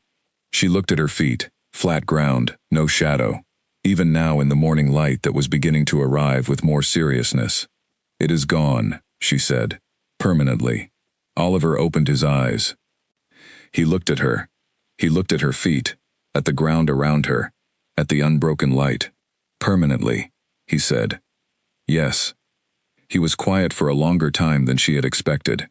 She waited. "Was there a choice?" he asked. "Yes," she said. "There was a clear choice. I made it." "If you had asked me," he started. "I did not ask you," she said, "because I did not need to. The choice was mine to make. It had nothing to do with you, and everything to do with me." She said it without any sharpness. It was simply true, and she needed him to understand it as such, not as a thing done for him, in which he bore some responsibility for the cost, but as a thing she had chosen, because of who she was, which required no accounting from him. He looked at her for a long time. "Does it hurt?" he said. Finally. "No," she said. "It feels like putting something down, like I have been carrying it all my life, and I did not know it had weight until I was no longer carrying it." He thought about this. "I will spend a long time," he said, slowly, "trying to understand what you did." "You do not need to understand it," she said. "It is done." "That," he said, "is also the most difficult thing about you." But he said it with exactly the same edge as before, and she accepted it exactly as before. And in the wild orchard, with the morning coming up around them, the particular silence between two people who know each other the whole way through was the most comfortable silence she had sat in for months. Around them, the other people in the group were doing the various things people do when they have to wait in a field and cannot move or make noise. Sleeping, or trying to, staring at the sky, turning things over in their minds that had been accumulating in the dark for a long time, and now, in the thin morning light, were beginning to look like things that could actually be thought about. Henry was sitting nearby, writing something on a small piece of paper he had produced from somewhere, with a very short pencil stub. She watched him for a moment. He had the quality, even here, of someone for whom recording a thing was as natural as experiencing it. She thought about Oliver's papers in the oilcloth in the bag in the equipment shed. She thought about what Henry might be writing. She thought about what the 30 of them knew, between them, about the men who had put them in that hill. She thought, the hill can be used. Not as a weapon. She was not thinking about retaliation, which required an anger she was too tired for, and too careful to trust. She was thinking about the evidence, about the papers, about the 30 people who had now seen, firsthand, what the men of the Trade Council were capable of, about the fact that 30 people with consistent, documented first-hand accounts are very difficult to simply dismiss. About the fact that there were other people outside the hill, people like Clara, people like Edmund, people like herself, who had been watching and listening and learning the shape of something for months. She was thinking, there are things that cannot be put back once they have been brought into the light. The morning got brighter, the road stayed empty. Edmund's truck was somewhere on the east road, 1 hour gone, 2 hours to go, bearing its careful cargo toward a storage facility and a wife's brother, and a distance that would make the difference. Eleanor sat in the wild orchard with her back against a tree, and her shadowless feet in the morning light, and she thought about what comes after. The discovery at the hill came earlier than she had expected. She heard it from the edge of the orchard, faintly at first, a distant bell, one that was not the usual bell for the morning market or the midday meal. This was a different bell, repeated in an urgent pattern, 3 short strikes, and then a pause, and then 3 more. She had never heard it before in the hill's context, but she understood what it meant without needing to have heard it before. She went quickly and quietly to where Oliver was sitting and said, close to his ear, "They know." He was on his feet before she finished the word. She stood in front of the group, 15 faces looking at her. "The discovery has been made at the hill," she said, low and even, "which means they are counting, and they are already knowing what they are counting. They will search outward from the hill, in every direction. The road will be active within the hour. Edmund will have heard the bell too. He knows to keep driving." She paused. "We cannot be found in this orchard by midday. The question is where we can go that is not this orchard, and not any road." Oliver said, without raising his hand or making it into a meeting, "What is north of the orchard?" "Fields," she said. "Then the river. Then the old mill buildings on the far bank that have been empty since the fire 2 years ago." He looked at her. Can the mill buildings hold this many people? She thought. She had been in those buildings once, years ago, following a path she had taken because she was curious about where it led. They were stone, roofless in the main section, but with 2 inner rooms that still had roofs. They were far enough from the road to be out of the first or second wave of a search.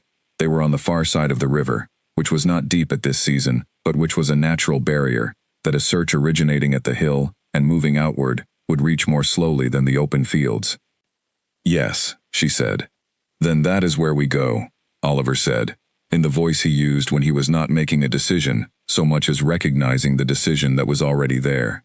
They moved. Eleanor led, and Oliver walked at the back of the group, which she had not asked him to do, and which was exactly right.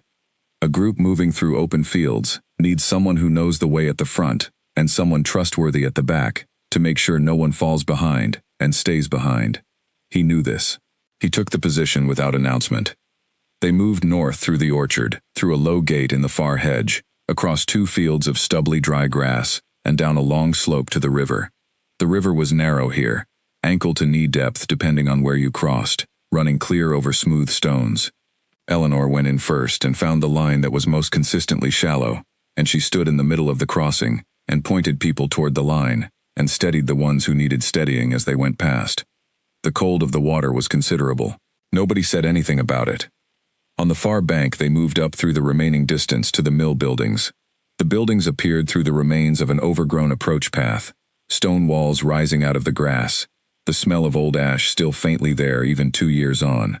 The roofless main section was not useful, but the 2 inner rooms were everything she had remembered.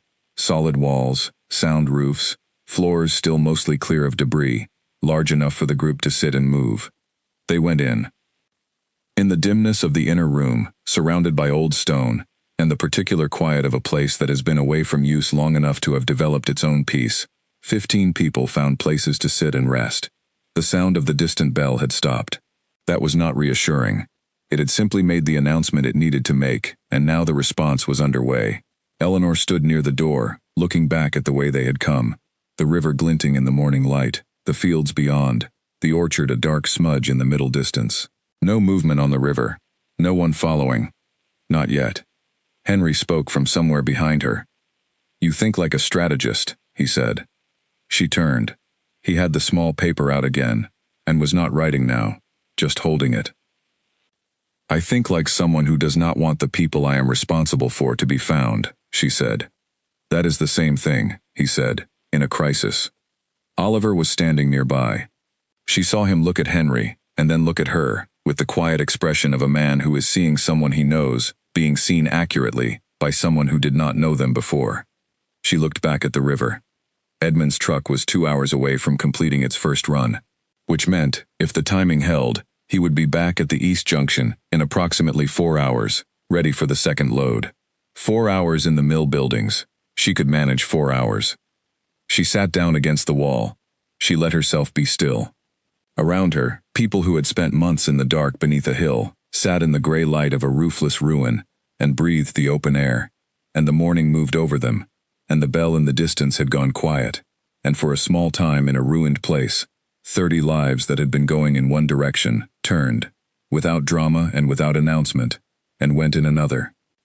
Eleanor looked at her hands in her lap and at the unbroken light on the floor around her feet and thought, "It is enough. Whatever comes after this, whatever the next hard thing is, and there will be one, There is always one. For right now, in this moment, it is enough. She closed her eyes, just for a moment. Then she opened them again, because there was still work to do. Edmund came back. She had not been entirely certain he would. She had believed he would, because Edmund was the kind of person whose word operates the same way regardless of changed circumstances. But believing something and knowing it are two different positions, and she had spent the hours in the mill buildings at the uncertain edge between them. He was at the East Junction exactly when he said he would be. The second loading was faster than the first, because everybody in the second group had seen the first group loaded and had a better understanding of what was needed and what was not, and also because the urgency that had been a background note all morning had, since the bell, become the main note, and people understand full well how to expedite when expediting is necessary. Eleanor helped position the last of the group in the truck bed. She worked alongside Edmund, and the two of them moved through the task without discussion, each taking the sections of it that required their particular knowledge, fitting their efforts together, the way people do when a thing is large and the time for it is short. When the last person was in and covered, Edmund latched the truck bed and looked at her over the top of the load. "You are not getting in," he said. "No." He looked at her for a moment with the expression of a man who has an opinion and has decided that offering it here and now would not be useful. "Oliver," he said. "He is in the load," she said. "I made him get in." This was true. The argument about it had been brief and quiet and had taken place in the mill buildings while the others were eating the last of the food she had brought, and she had won it, using the same logic she always used, which was the logic of the situation, rather than the logic of preference. She was the person who knew the roads and the fields and the hills' patterns. She was the person the bell was not looking for, because the people at the hill did not know her role in any of this. She was the person who could stay and be ordinary and gather what needed gathering before following. He had no counter-argument because there was none. He had not liked it, but he had gotten into the truck. Edmund looked at her for one more moment. 3 days, he said. "My wife's brother's facility on the other side of the county. You know the way?" "Yes," she said. 3 days, he said again. "Not more." "Not more," she agreed. He got in the cab and drove. She stood at the junction and watched the truck go, until it was a moving shape on the road, and then a dust mark, and then nothing. The road was empty in both directions. The morning was advancing into the kind of late morning that looks entirely ordinary in all its details, and from which every significant thing is absent. She turned and walked back toward the village. She walked in the open, on the road, at her ordinary pace. She had decided, in the hours at the mill buildings, that the safest thing she could do now was to be entirely visible. The people at the hill were looking for people who were hiding. A woman walking on the road toward the village was not hiding. She was simply walking. She was a familiar person, in a familiar landscape, doing a familiar thing, and that is the opposite of suspicious. She was also, she knew, being watched. She noticed the officer on horseback, coming from the direction of the hill, when he was still a significant distance away, and she kept her pace exactly as it was, and did not look at him with any excess of attention. He slowed as he approached, which she had expected. He was young, probably in his first year of this work, she thought, which was both useful and slightly complicated. Experienced officers are more likely to let ordinary things pass as ordinary. New ones sometimes feel the need to demonstrate attentiveness. "Morning," he said. "Good morning," she said, and stopped, because you stop when someone on horseback speaks to you on a road, especially in a morning that has a recently rung bell in its background. "Have you seen anything unusual on the roads this morning?" he asked. He had the careful phrasing of someone who has been given an instruction about what to ask without being told exactly what they are looking for. "Unusual how?" she said, with genuine curiosity in her voice, which was easier to produce than it might have been, because she genuinely was curious about how he would answer. "Groups of people, men and women moving together, perhaps moving toward the East Road." "I have not," she said. "I came from the East Road, actually. I was visiting my cousin's house at first light." This was true. She had arranged this week ago. Her cousin knew she might come, and would say so if asked. "I saw only Edmund the grain man, going the other way." The officer noted this. She could see him filing it away. "Edmund the grain man," he said, "on the East Road. His usual route," she said. "He goes every week." This was also true. Edmund did go every week. The variation this week being the cargo under the grain, which was visible to no one who had not been told to look for it. The officer looked at her for a moment. He looked at her feet. She noticed him do it, in the quick, professional way of someone who has been told to look for certain things, and she understood immediately what he was looking at. She had no shadow. He was looking at her feet, and at the road around her feet, and at the fact that in full morning light there was no shadow at her feet, which was not possible for a person standing in full morning light, and his face was doing the thing that faces do when they encounter something that does not fit the categories available. She did not look at her feet. She looked at him, calmly. He looked up from her feet and met her eyes. There was a moment. She said, very matter-of-factly, "Is there anything else you need from me? I want to get home before it gets warmer." He looked at her once more. He looked at her feet once more. He looked back at the road in the direction she had indicated she had come from. He said, "No, thank you," and he rode on. She watched him go. She kept her face in its ordinary arrangement. She noted that he had looked at his feet once after looking at hers, in the reflexive way people check their own experience when something unexpected happens. She had seen this, though she appeared not to have been looking. She continued walking toward the village. Her heart was doing something noticeable in her chest, but the rest of her was entirely steady, because the steady part was the part that other people could see, and that was the only part that mattered on a road. She reached the village and went home. The house was as she had left it. Oliver's cup on the shelf, the lamp on the table, the flat wooden case under the loose floorboard in the back bedroom. She went to the bedroom and took up the floorboard and reached in, and found the case. It was there. She had worried, for a brief and irrational moment during the night in the mill buildings, that somehow the case would not be there. She had worried this the way you worry about impossible things at 3 in the morning, when everything feels slightly permeable. The case was there. It had always been there. It had been in that space for months, exactly where Oliver put it, patient and specific and waiting. She took it out. She held it for a moment, this flat wooden case containing the careful and exact record of what certain men had done, and how they had done it, and what names were attached to the doing. Then she put it in her travel bag, along with a change of clothes, and the things a person needs when they are going to be on a road for 2 days. She added the small lamp, the rope. She thought about the knife and left it, because a knife in a travel bag is a complicated thing if the bag is searched, and she expected her bag to be searched at some point between here and there. She looked around the kitchen one last time. The table, the 2 chairs, his cup. She took his cup off the shelf and wrapped it carefully in a piece of cloth and put it in the bag. She did not know what had made her do this until she had already done it, and then she understood. It was the only thing in the house that she needed. She closed the door of the house. She walked out through the yard. She went past the goat, who was doing what it always did near the post, pulling at grass it could not quite reach.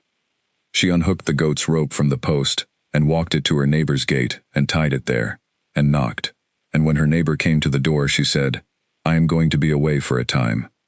Will you look after the goat?" Her neighbor, a sensible woman named Patricia, who had never in her life wasted a word on questions that would not change her actions, looked at her and said, "Yes. How long?" "I am not entirely certain," Eleanor said. Patricia nodded. "I will feed her." Eleanor thanked her and walked away. She did not look back at the house. Looking back was for people who were not sure of where they were going, and she was entirely sure.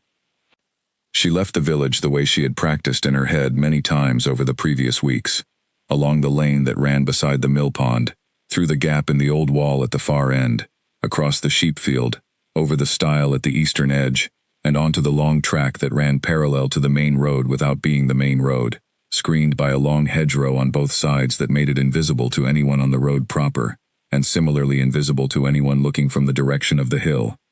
She walked east. The day was autumn bright, the kind of day where the sky is very blue, and the air is very sharp, and everything has the quality of something that is paying attention. She walked in the dappled shade of the hedgerow, her bag over one shoulder, the flat wooden case carried in both arms against her chest. At one point, near the middle of the track, she walked through a gap in the hedgerow where the autumn sun came through fully, and fell across the path without interruption. She walked through it without slowing. The light fell on her and around her, and the path was bright and warm on both sides, and directly underneath her feet, where the light fell through, without meeting any shadow, the earth was simply itself, lit, ordinary, indifferent to the absence. She walked on. 2 miles out she found what she was looking for, a small covered cart, pulled by a patient brown horse, driven by a woman named Louise who had been making weekly trips to market along this track for 20 years, and whose cart was regularly loaded with vegetables, and occasionally with things that were not vegetables. Louise had known Eleanor for 10 of those 20 years, in the way that people who pass each other on the same road for a long time come to know each other, not intimately, but with the specific understanding that comes from repeated ordinary contact with someone who is consistently what they appear to be. Louise pulled the horse to a stop when she saw Eleanor on the track, and looked at her with a raised eyebrow that asked the question without asking the question. Eleanor said, "I need to get to the Eastern County." Louise looked at the bag and at the flat wooden case. "Get in," she said. Eleanor got in. The cart started moving. The horse was steady and quiet, and knew the track well. They did not speak much, which was also fine. They were not that kind of friends. They were the kind of friends who know that sometimes a person appears on a road needing something, and the right response to that is to provide it without requiring an explanation that would only make both parties uncomfortable. After an hour, Louise said, without looking at her, "There are men asking questions on the main road." "Yes," Eleanor said. "Are they looking for you?" Eleanor considered the honest version of this answer. "They are looking for people," she said. "I am not the person they are primarily looking for." Louise absorbed this. "You have something to do with why they are looking." "Yes," Eleanor said. Louise was quiet for a moment. Then she said, "Good," in the tone of someone who has known about the hill and the people inside it, and has been waiting, without any expectation of being the one to do anything about it, for someone else to find a way. They drove east. The main road ran parallel, visible occasionally through gaps in the hedgerow, and once or twice, Eleanor saw horses and riders on it, moving in patterns that were not random, that had the shape of a search. She watched through the hedge gaps and said nothing. Louise drove at the same steady pace and kept her eyes on the track. By afternoon they were far enough east that the hill was a thing of distance rather than proximity, and the urgency that had been pressing against the inside of Eleanor's ribs since the bell had rung was still there, but had changed in character. It was no longer the urgency of the immediate. It was the urgency of what came next, which was a different and in some ways more complex thing. She sat in the cart with the flat wooden case across her lap and thought about all of it. The evidence, the 30 people, the names in Oliver's careful small handwriting, the way certain things, once brought into the light, could not be put back. She thought, the men who built that hill to silence people built it on a misunderstanding of how silence works. You cannot silence people by putting them in a dark place. Darkness is not silence. Darkness is just the absence of light, and the absence of light, it turned out, could be filled. She looked out at the road ahead, long and straight and going east, into the distance that had always been there. Louise dropped her at a junction 5 miles from the storage facility, as the sun was beginning its late afternoon work on the western sky. She handed Eleanor a piece of bread wrapped in cloth and said, "Eat it. You look like you have not eaten properly in weeks." Eleanor took the bread.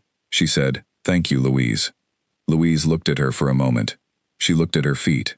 She looked at the shadowless ground around Eleanor, with the same momentary confusion the officer had shown that morning, but with a different quality to it, not suspicion, more the look of a person seeing something that does not quite fit the world as they know it, and deciding that the world as they know it may simply need to be made a little larger. Louise said, "Well," in the way she said things that had no clean conclusion. Then she clicked to the horse and drove on. Eleanor stood at the junction and ate the bread. It was dark bread, with seeds in it, the kind that Louise baked herself, and that was, genuinely, the best bread Eleanor had ever eaten. She stood at the junction in the late afternoon light, eating the bread, and she thought about Marta, alone at the forest edge, and she thought that when this was all more settled she would go back and bring something appropriate, not out of obligation, but out of gratitude, which is a different thing and requires a different kind of gift. She would think about what Marta might actually want. Marta was not a person who wanted the ordinary things. She would think carefully about it. She folded the cloth the bread had been in and put it in her pocket. She picked up her bag and her case and she walked the remaining 5 miles to the storage facility as the light declined from gold to amber to the flat gray of early evening. The facility was at the end of a long, straight track behind a wooden gate that was unlocked. A lamp burned in the window of the main building. She could hear voices inside, more than two, several, the overlapping sound of a group of people in a space that was not quite big enough for the full ease of all of them, but that had warmth and cover, and was not a hill carved into rock. She pushed open the door. The room was full. There were faces she recognized and faces she did not. Edmund was on one side of the room, sitting on an upturned crate with a cup of something warm in both hands, talking to Grace, who was sitting across from him wrapped in a blanket that was entirely too large for her, and who was speaking in the particular flowing, engaged manner of someone who has had months of enforced silence, and has now discovered that language is still entirely there, exactly as she had left it, waiting. Henry was in a corner with his small paper and his pencil. Frederick was near the door, and he stood when he saw Eleanor come in, not from any sort of formality but in the way of someone whose instinct is to be useful when a useful thing might be required. And Oliver was at the far end of the room. He had a cup too. He was standing. He was looking at the door. He had been looking at the door. When she came through it, his whole posture did the thing postures do when they have been holding a tension and the tension has been resolved. A shift, a settling, the kind of involuntary release that the body makes when the mind finally stops waiting for something. She crossed the room. She was very tired, in a way that had become interesting to her, a tiredness so complete it had come around the other side of itself, into something almost comfortable. She reached him. He took the flat wooden case from her arms and set it on a shelf behind him without looking at it, which was the best possible response to it, and then he looked at her. "You took your time," he said. "I was very thorough," she said. "You always are," he said. And then there was nothing more that needed saying right then, and neither of them said it, and the room full of 30 people continued its noise around them, and the lamp was bright on the wall, and outside the evening was coming down over the eastern county the way evenings always have, certain and complete, and entirely indifferent to the extraordinary things that happen inside the days it ends.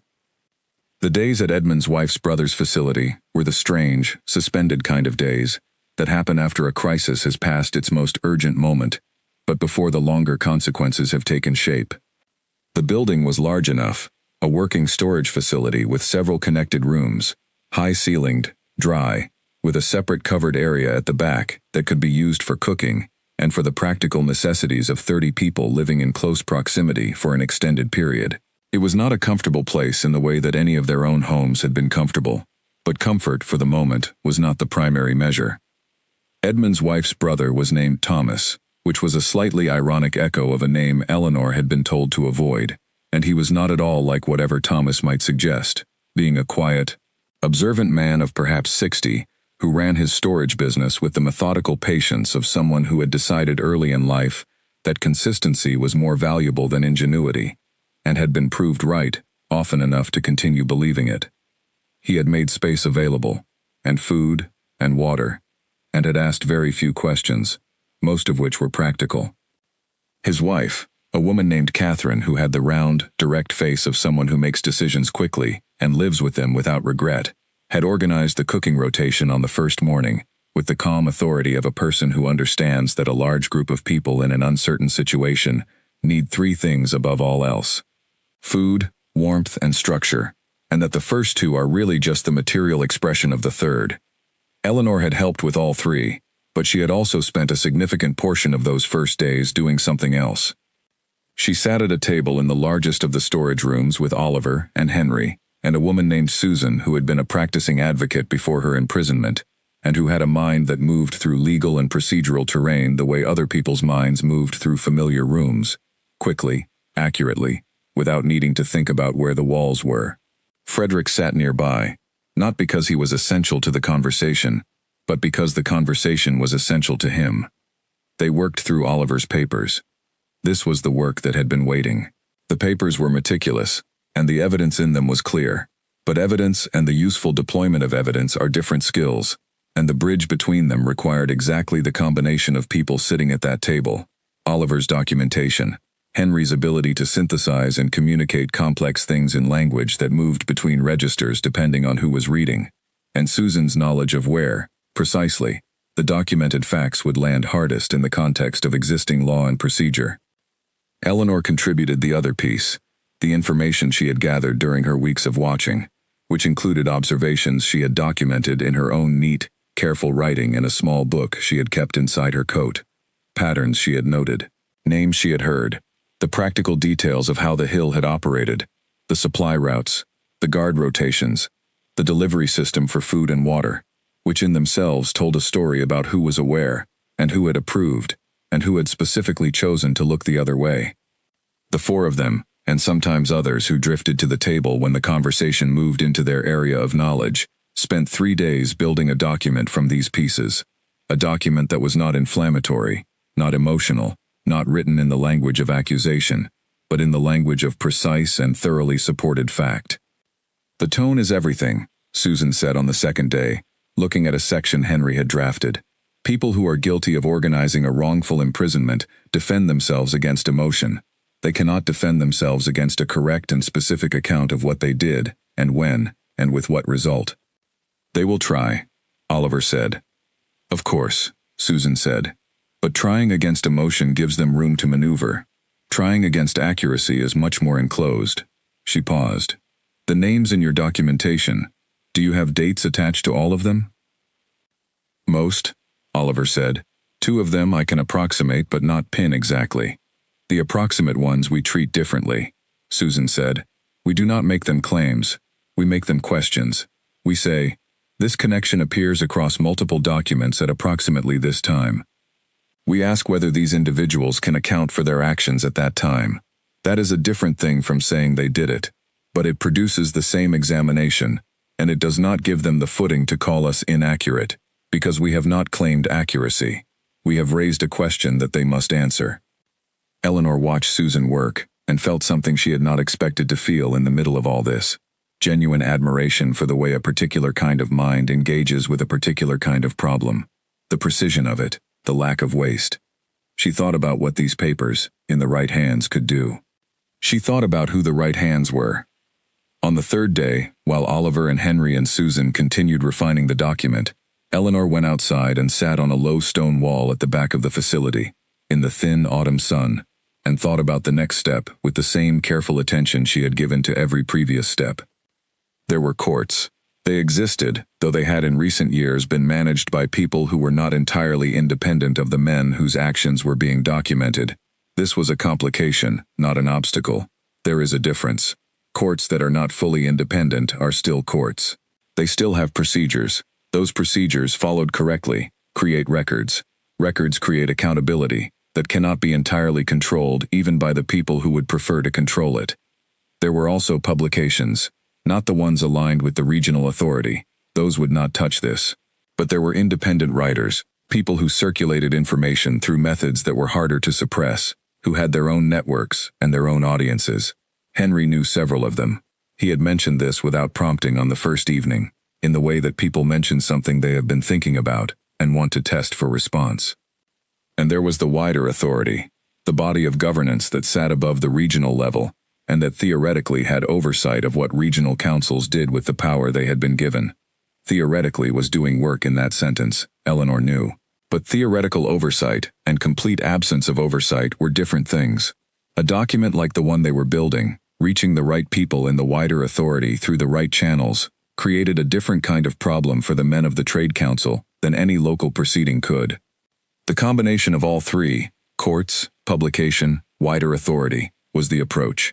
She had discussed this with Oliver the previous evening, after the others were settled and the storage room was quiet except for the breathing of sleeping people. They had sat at the table with the lamp turned low, and she had laid out the approach, and he had listened with his head bent forward slightly, the way he listened when he was also thinking at the same time.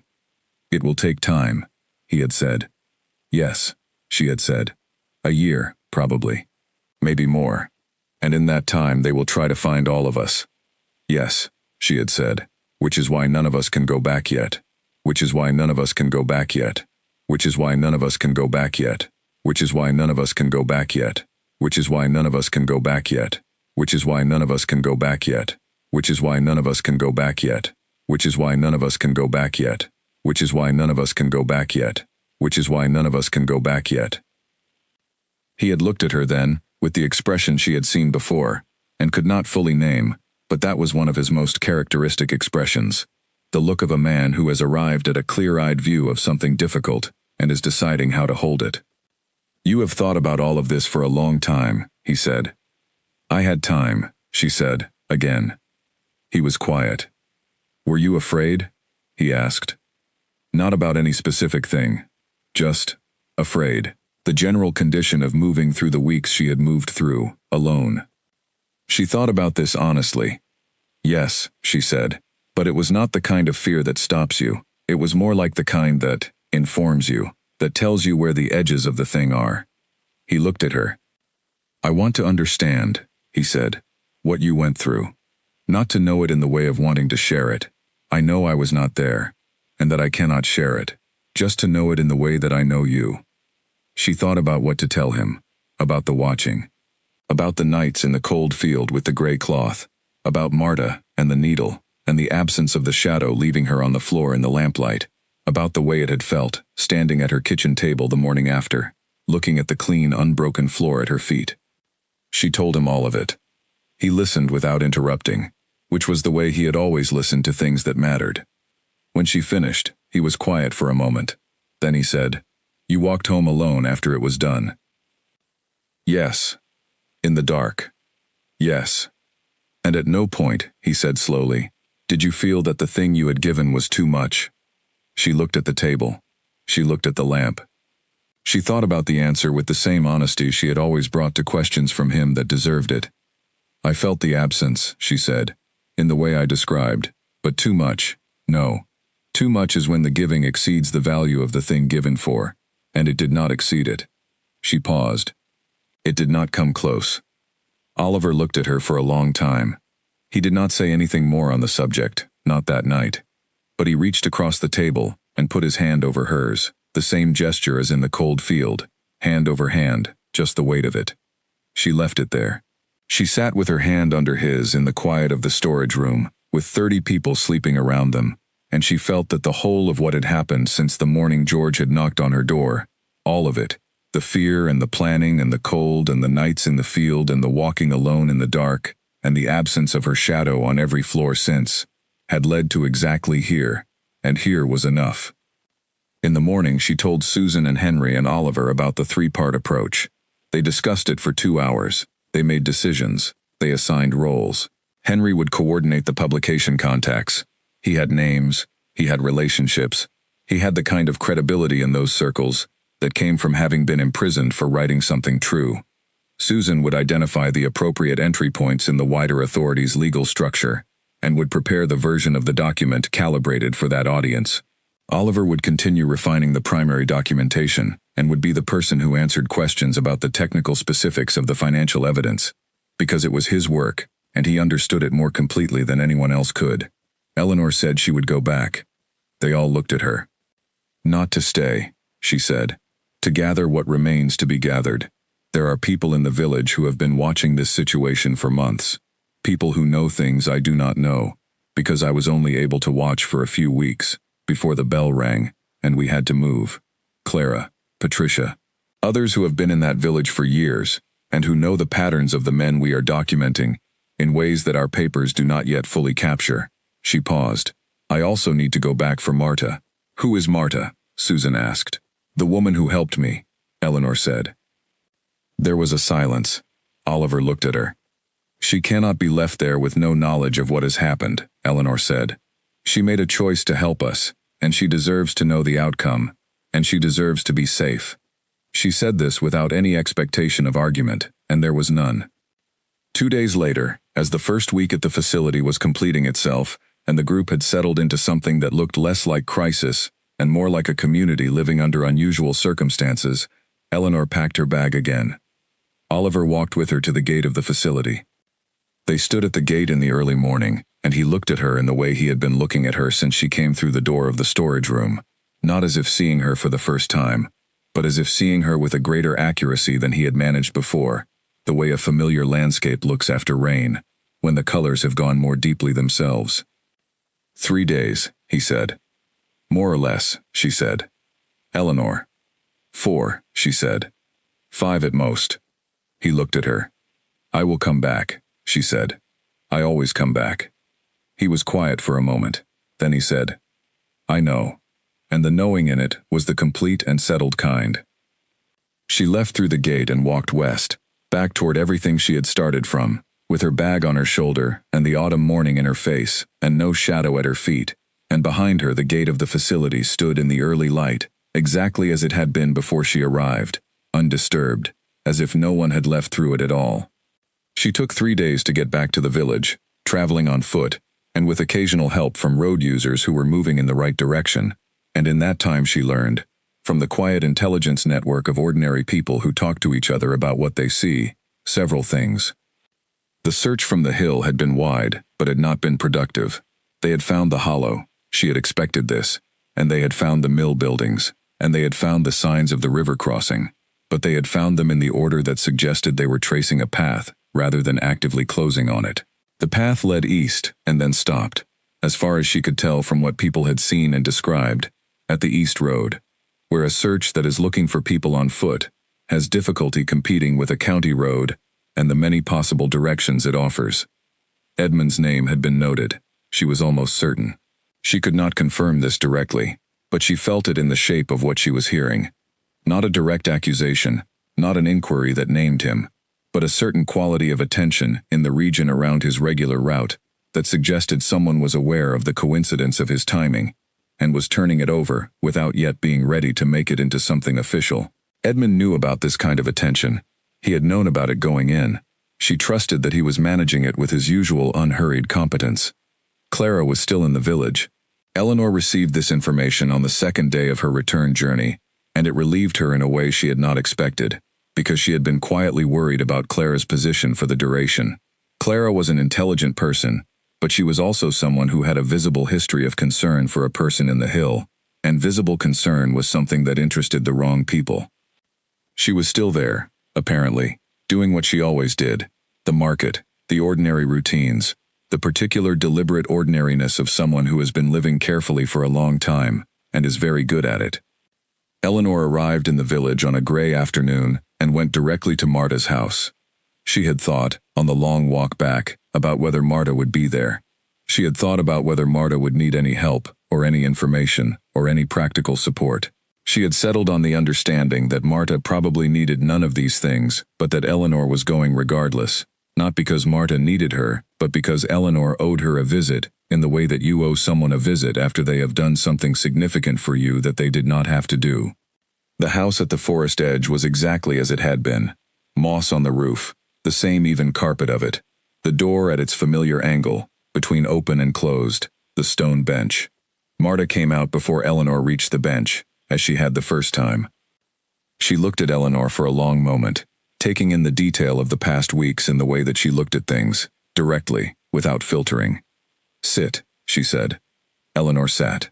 Marta sat across from her on the low stool.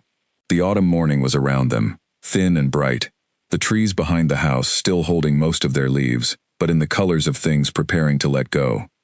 How many? Marta said. 30, Eleanor said. All 30. Marta was very still for a moment. Then she exhaled through her nose, a quiet and complete breath, the kind that carries a weight it has been holding. And your husband? He is out, Eleanor said. He is well. He is working. Marta looked at her. And you? She said. Eleanor thought about the question carefully, in the way it deserved to be thought about. I am well, she said. I am tired. I am more myself than I have been in a long time, which is strange to say given what I left behind. Not strange, Marta said. Some people find themselves more clearly when they have put down a thing they did not know they were carrying. Eleanor looked at the ground around her feet, the flat, clean, unbroken morning light. Do you miss it? Marta asked, and Eleanor understood that Marta would accept any answer, including a complicated one. She thought honestly. In the way you miss a thing that was always there and is now not, she said. The way you would miss the sound of rain on a particular window if you moved away from that house. It is a real missing. But it is not a grief. She paused. It is just a difference that I have now. Marta nodded. Good, she said. And that was all she said about it. They sat for a while in the quiet morning. Marta did not offer tea. Eleanor did not ask for it. Between them was the particular comfortable silence of people who do not need to fill space. Then Eleanor told Marta what she had come to say, what was happening now, where the 30 people were, what the plan was with the document. She told her about Susan and Henry, and the 3-part approach. She told her about Edmund, and his wife's brother, and Catherine's cooking rotation, and the lamp in the storage room window. Marta listened in the same way she had listened the first time Eleanor had come to this stone bench, completely, without the small signals of listening, just the thing itself. When Eleanor had finished, Marta said, "You want to know if you are safe to return here."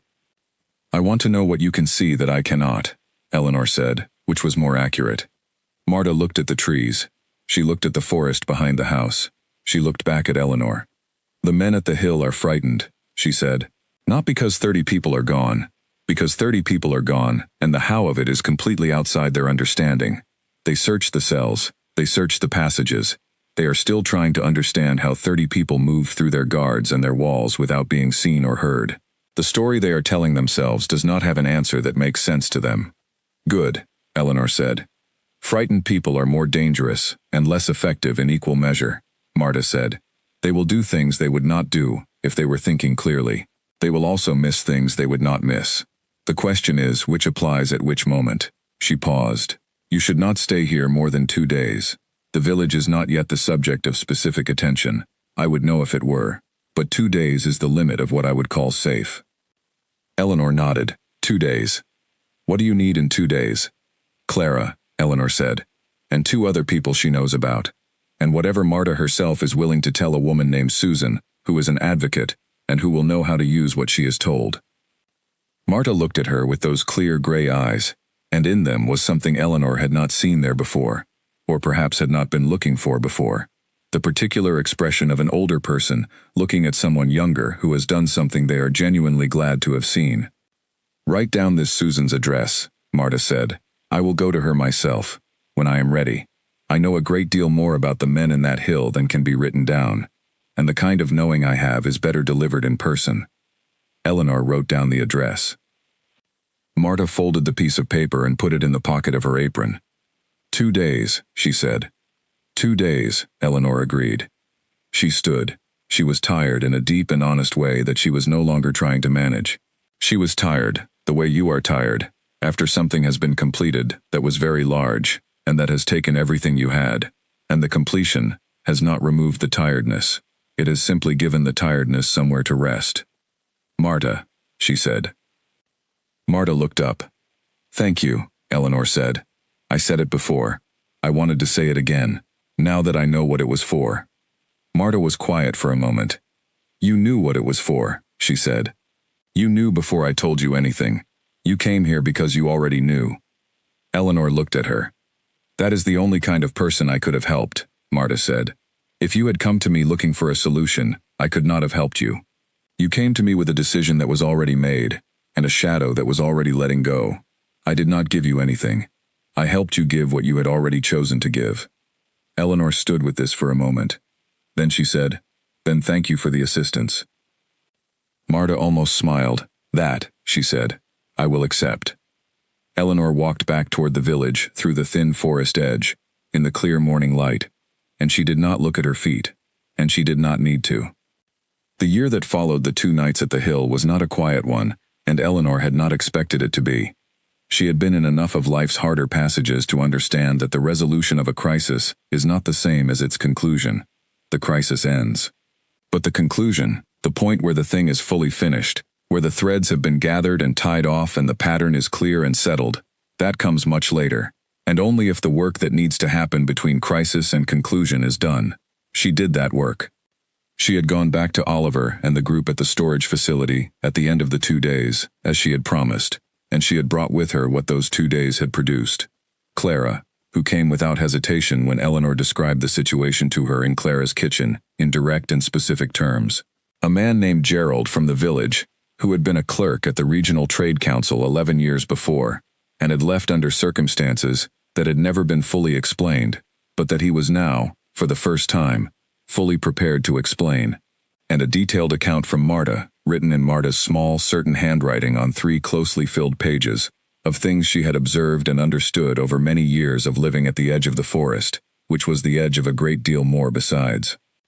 Susan had read Marta's pages twice, very quietly, at the table in the storage room. When she finished the second reading, she looked up and said, "Where has this woman been?" "At the forest edge," Eleanor said. Susan said, "I need to meet her."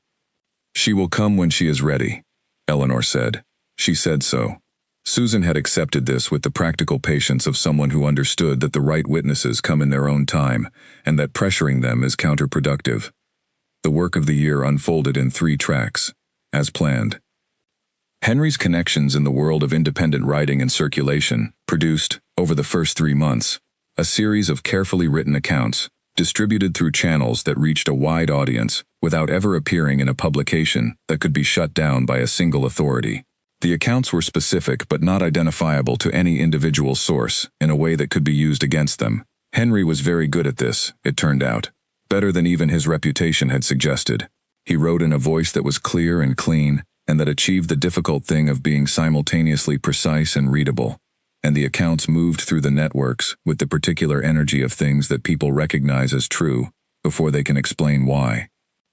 The second track, Susan's legal work through the wider authority, was slower, which Susan had predicted, and which was not a failure but a feature of the process. She established the case through written submissions first, then through a personal appearance before an oversight body, whose authority extended to the regional councils, then through a formal inquiry that was launched, 3 months in, by that body in response to the documentation she had submitted. The inquiry was not a resolution. It was a door. It needed to be kept open while other things were happening simultaneously. Susan kept it open with the patient, precise effort of someone who understood that procedural processes move at their own pace, and that the correct response to that pace is endurance, not force. The third track was the courts. This one was the most complicated, not because the evidence was weak, the evidence was strong, but because the courts at the regional level were too close to the problem. Susan navigated this by going directly to the superior level, which had jurisdiction in cases involving the abuse of regional authority, and she submitted the documentation there.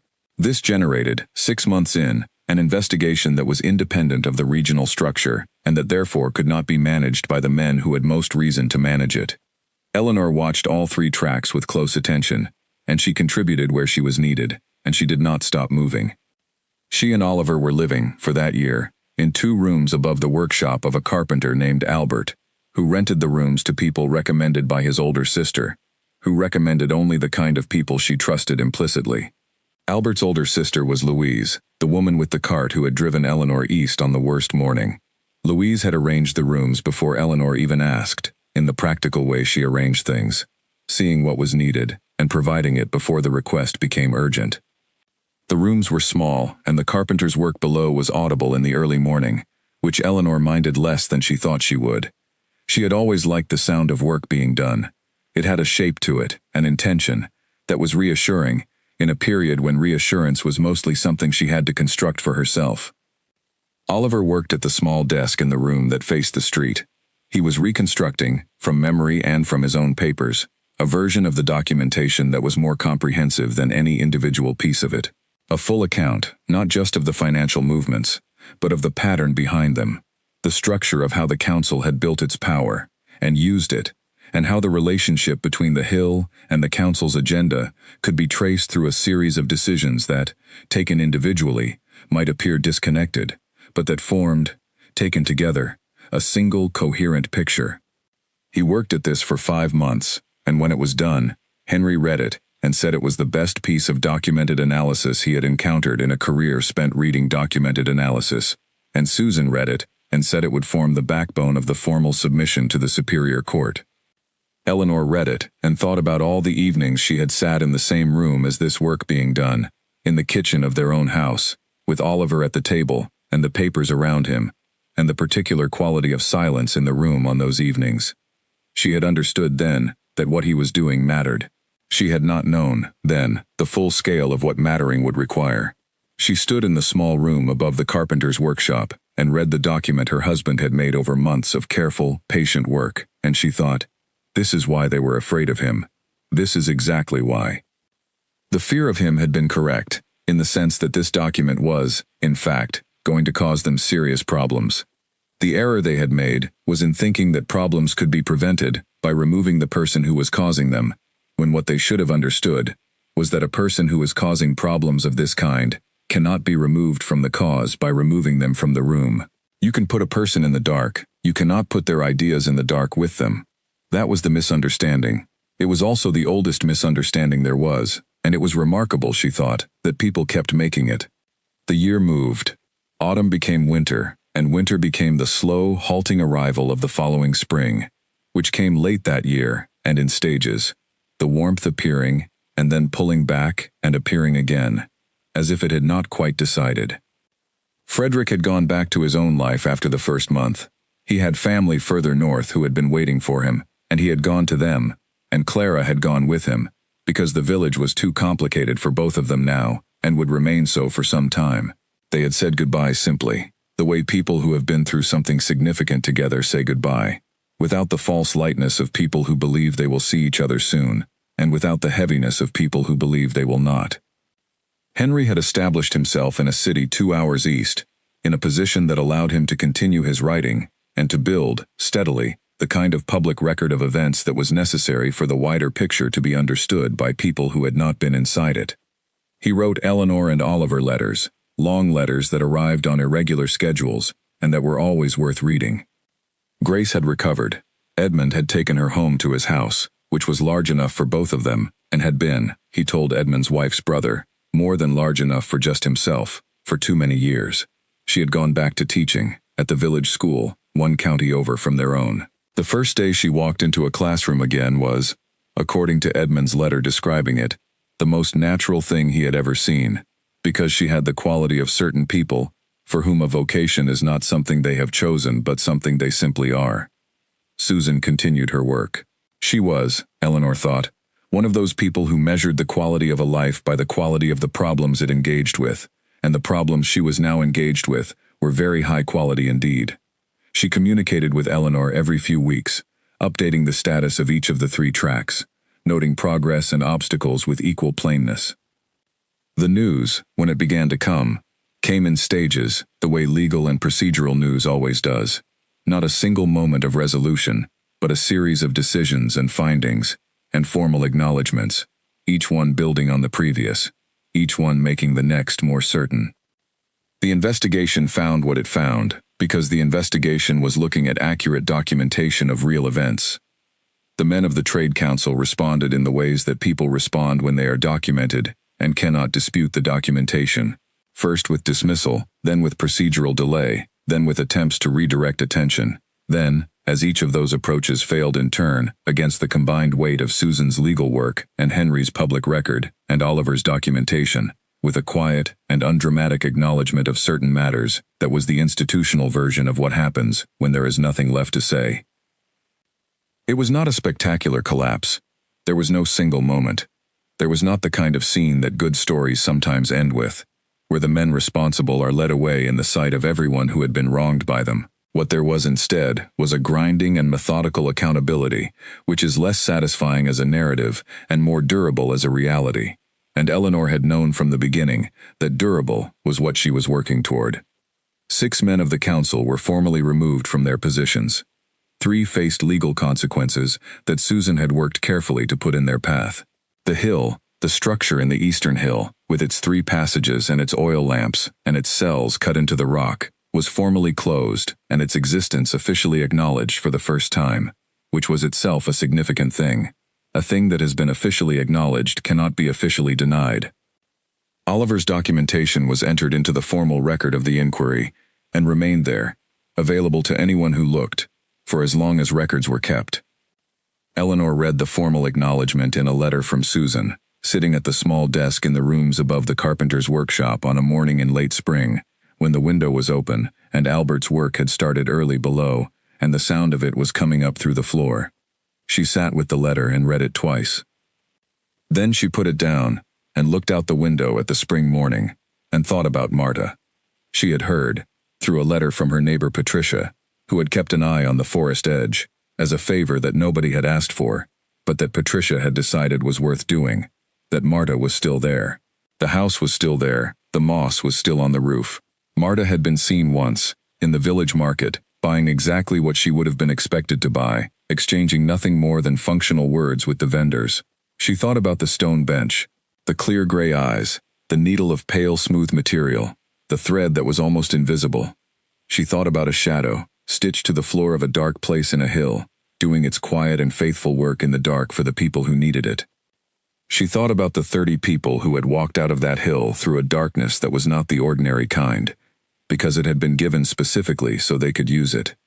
She thought about all of this for a while, sitting at the desk with the letter in front of her, and the spring morning outside the window, and the sound of work below. Oliver came into the room from the next one, with 2 cups of tea, made in the order he always made tea: cup, then water, then leaves. He set 1 cup beside her and looked at the letter. She said, "It is done," the formal part. He sat down in the other chair. He picked up his cup. "And the part that is not formal?" he said. She thought about what the not formal part was, and what it was not. "Still going," she said, "but differently." He looked at her, and she looked at him, and between them was the particular understanding of 2 people who have been through something very large together, and have come out the other side of it, in possession of a knowledge of each other that cannot be acquired any other way. He said, "Thank you." She said, "We both did this." "Yes," he said, "but you did something I could not have done." She looked at her cup. "I did something I could do," she said. "That is all anyone does." He was quiet for a moment. Then he said, "Shall we go home?" She looked up. "The house is there," he said. "Patricia sent word. It has been kept. The goat is fine. She says the fence board you repaired is still holding." Eleanor looked at him. "The goat," she said. "Very much alive," he said. "Patricia says she pulls at the grass she cannot reach and never learns." She looked at the window, at the spring morning outside it. She thought about the kitchen, the table, the 2 chairs, his cup on the shelf, where she had taken it from and carried it in her coat all the way east, and all the way back because it was the only thing she needed. She would put it back on the shelf when they got home, on the left side, where it always was. She thought about the lane that ran beside the mill pond, the gap in the old wall, the road to the forest edge, the stone bench, and the sound of birds, doing their morning conversations in the trees, and the way the light fell on that bench in early autumn, when the angle of the sun makes everything look as if it is just discovering itself. She would go to see Marta before the end of the week. She would go with something appropriate. She had decided on it during the winter, a particular variety of dried herb that Marta had mentioned, once, in a sideways manner, as something she had difficulty finding, and that Eleanor had been gathering carefully and drying for several months in preparation for this. She would go, and she would sit on the stone bench, and they would have the kind of conversation that 2 people have when they are on the other side of something. She would not be able to tell Marta anything Marta did not already know, but that was not the point of the visit. She looked at Oliver. "Yes," she said. "Let's go home." They went home.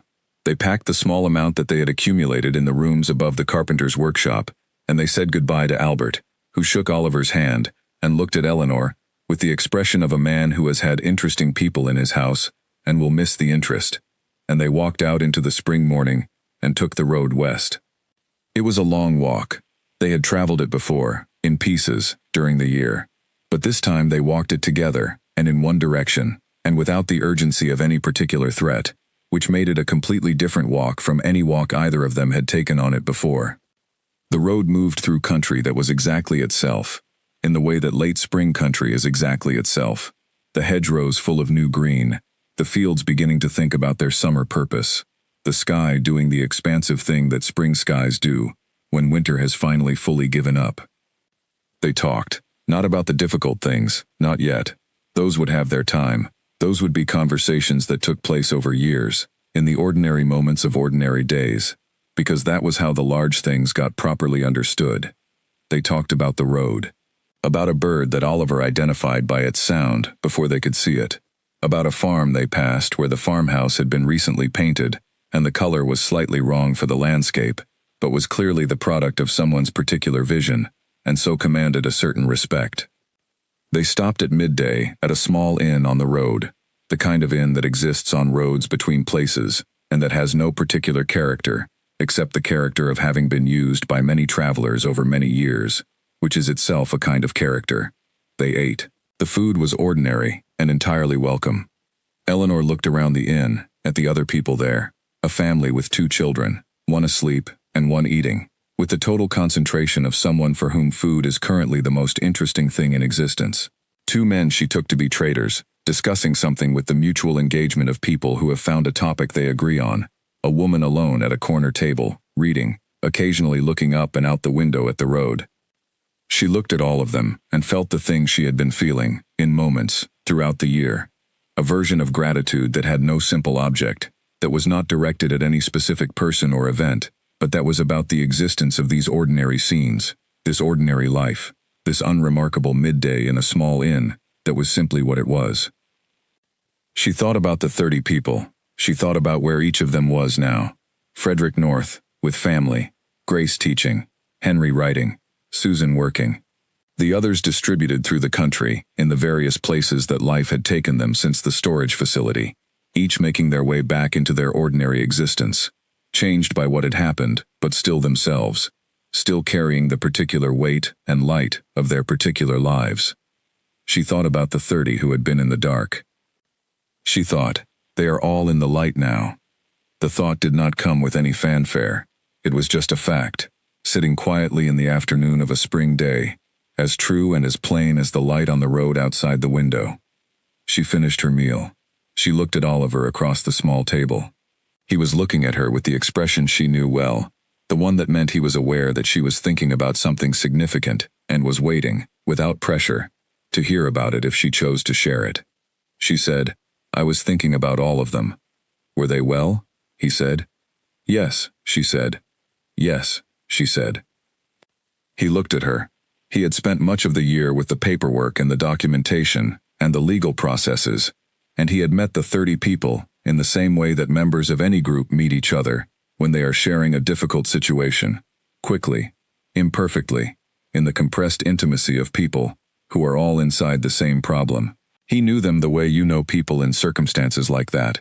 He did not know them the way Eleanor knew them, which was from the outside, from the watching, from the knowledge of each face as it emerged through the hedge in the dark and crossed the cold field toward the gray cloth. "You carried each of them with you," he said. It was not a question. "I still do," she said, "a little. In the way you carry things that were important." He nodded. "Good," he said. "They deserve to be carried by someone." She looked at him.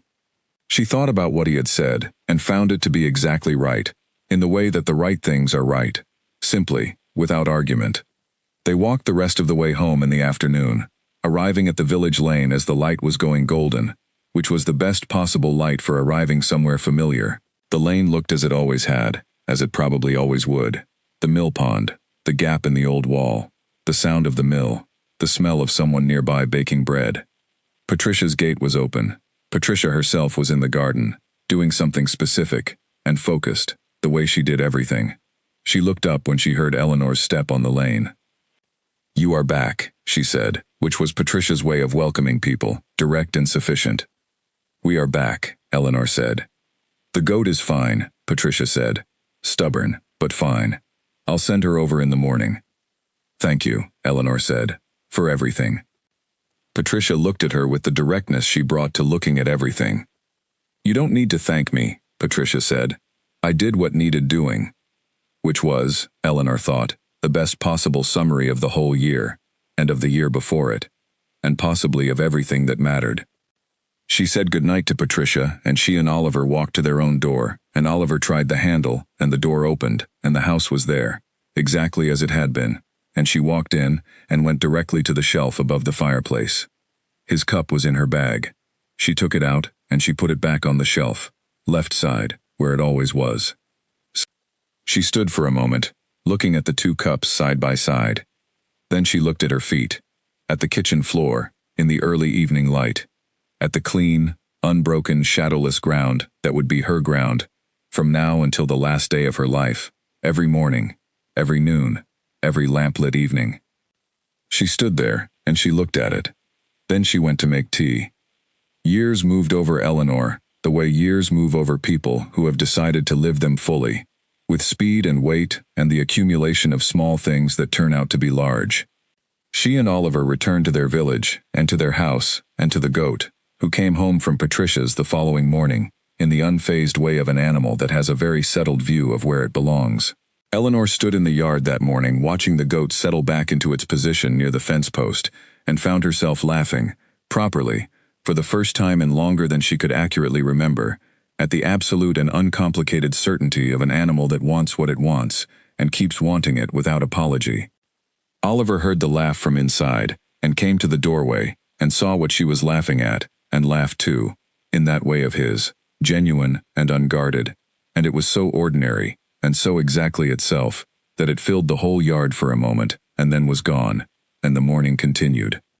The village received them back the way villages receive people who have been away during something significant, with attention at first, and then, as the days accumulated and Eleanor and Oliver proved to be simply themselves, with the settled familiarity that is the closest thing most people get to belonging. There were conversations. Eleanor had expected this, and prepared for them in the way she prepared for difficult things, honestly, without the kind of over-preparation that turns into performance. She told people, when they asked, what she was able to tell them. She did not tell them everything, because some things require privacy to remain true, and some things that are shared too widely become something different from what they were when they were just yours. But she was not secretive in a way that fed speculation, which is always more damaging than the truth. The question that came up most often, in different forms and from different people, was the shadow. She had expected this too. An absence is visible in ways that a presence is not. A presence, you have to look for. An absence simply is, requiring no particular attention to be noticed. People noticed. She was in the market one morning, in full sun, when a child of perhaps 7, who had been standing nearby with an older sibling, and who had the particular quality of attention that certain children have, looked at the ground around Eleanor's feet, and then looked up at Eleanor, with an expression that was not frightened, precisely, but that was asking a question it had not yet found words for. Eleanor crouched down to the child's eye level. "You noticed," she said. The child said, very directly, "Where did it go?" Eleanor thought about how to answer this. Not in the way of finding a simplified version of the truth. She had no patience for simplified versions of the truth when speaking to children, who were frequently more capable of the real thing than adults gave them credit for. She thought about it in the way of finding the true thing that was also the right size thing for this moment. She said, "I gave it to someone who needed it." The child looked at her for a moment. "Can you get a new one?" the child asked. "No," Eleanor said. "This kind you can only have once." The child absorbed this, then said, "Was it worth it?" Eleanor looked at the child, the direct, open, unrestricted face of someone who has not yet learned to make questions smaller than they are. "Yes," she said, "very much." The child nodded, satisfied, and looked at the sibling, and the sibling took the child's hand, and they moved on, and Eleanor stood up, and the market continued around her. She thought about that exchange many times over the following years, at various moments when the absence announced itself in the way it occasionally still did, not as grief, but as a fact, the way a scar announces itself sometimes in cold weather. The child's question had contained the whole of it. Was it worth it? And the answer, always, was the same. Yes, very much. The world did not stop requiring things of her after the year of the hill and the papers and Susan's legal work and Henry's writing. The world never stops requiring things. But the things it required of her in the years that followed were different in character from the things that had led to the 2 nights in the field with the gray cloth. She became, over time, one of those people that other people come to, not formally, not with any official designation, but in the way that certain people become known, in a community, as someone who has navigated something very large, and come out the other side of it, and who will therefore know something useful when a person who is navigating their own very large thing needs someone to talk to. She was good at this. She had always been good at paying attention to people, and paying attention was mostly what was needed. Not advice. Advice was rarely what people actually came for. What they came for was someone who would listen with genuine attention, without filtering what they heard through their own experience, without rushing toward the point where they could begin talking again. She listened, and occasionally, when it was appropriate, she said something specific, something she had actually earned through the experience of her own life, rather than something she was repeating from a borrowed wisdom. Those were the things that landed, when she said them. She knew this from the way people's faces changed when she said them. A slight shift, a settling, the look of someone who has had the thing they were trying to say back to themselves said to them. Oliver went on with his work. The documentation had been his most significant single piece, but he was not only that. He was a person who thought carefully about how systems worked and why they went wrong, and he had many years of that work ahead of him, and he did it with the same patient attention he had always brought to it. He was, she thought in the years that followed, a person who had been put in a dark place and had not been changed by it into someone worse. He had come out of the dark still himself, still asking the same questions he had always asked, still bringing the same careful precision to the asking. That was not a small thing. It was, in fact, the most essential thing about him. They lived their ordinary life. They had the goat, who lived a long time, and whose certainty about the piece of grass near the fence post never diminished. They had the kitchen, with the table, and the 2 chairs, and his cup on the left side of the shelf. They had the lane, and the mill pond, and the gap in the old wall, and the sound of the mill in the mornings. They had Marta. Eleanor visited her every autumn, without planning it exactly. She would find, in September or October, that the urge to walk to the forest edge had arrived, and she would walk there, and Marta would be outside when she arrived, and they would sit on the stone bench and talk for as long as talking was useful, and then be quiet for as long as quiet was useful. These visits were not ceremonial. They were simply 2 people who had an understanding of each other that had been established in a particular way, and that required, periodically, the maintenance of direct contact to remain what it was. Marta had kept her word and gone to Susan, and what she had told Susan had contributed materially to the case, in the way that things seen from a long vantage over many years always contribute things that the people inside the events cannot see.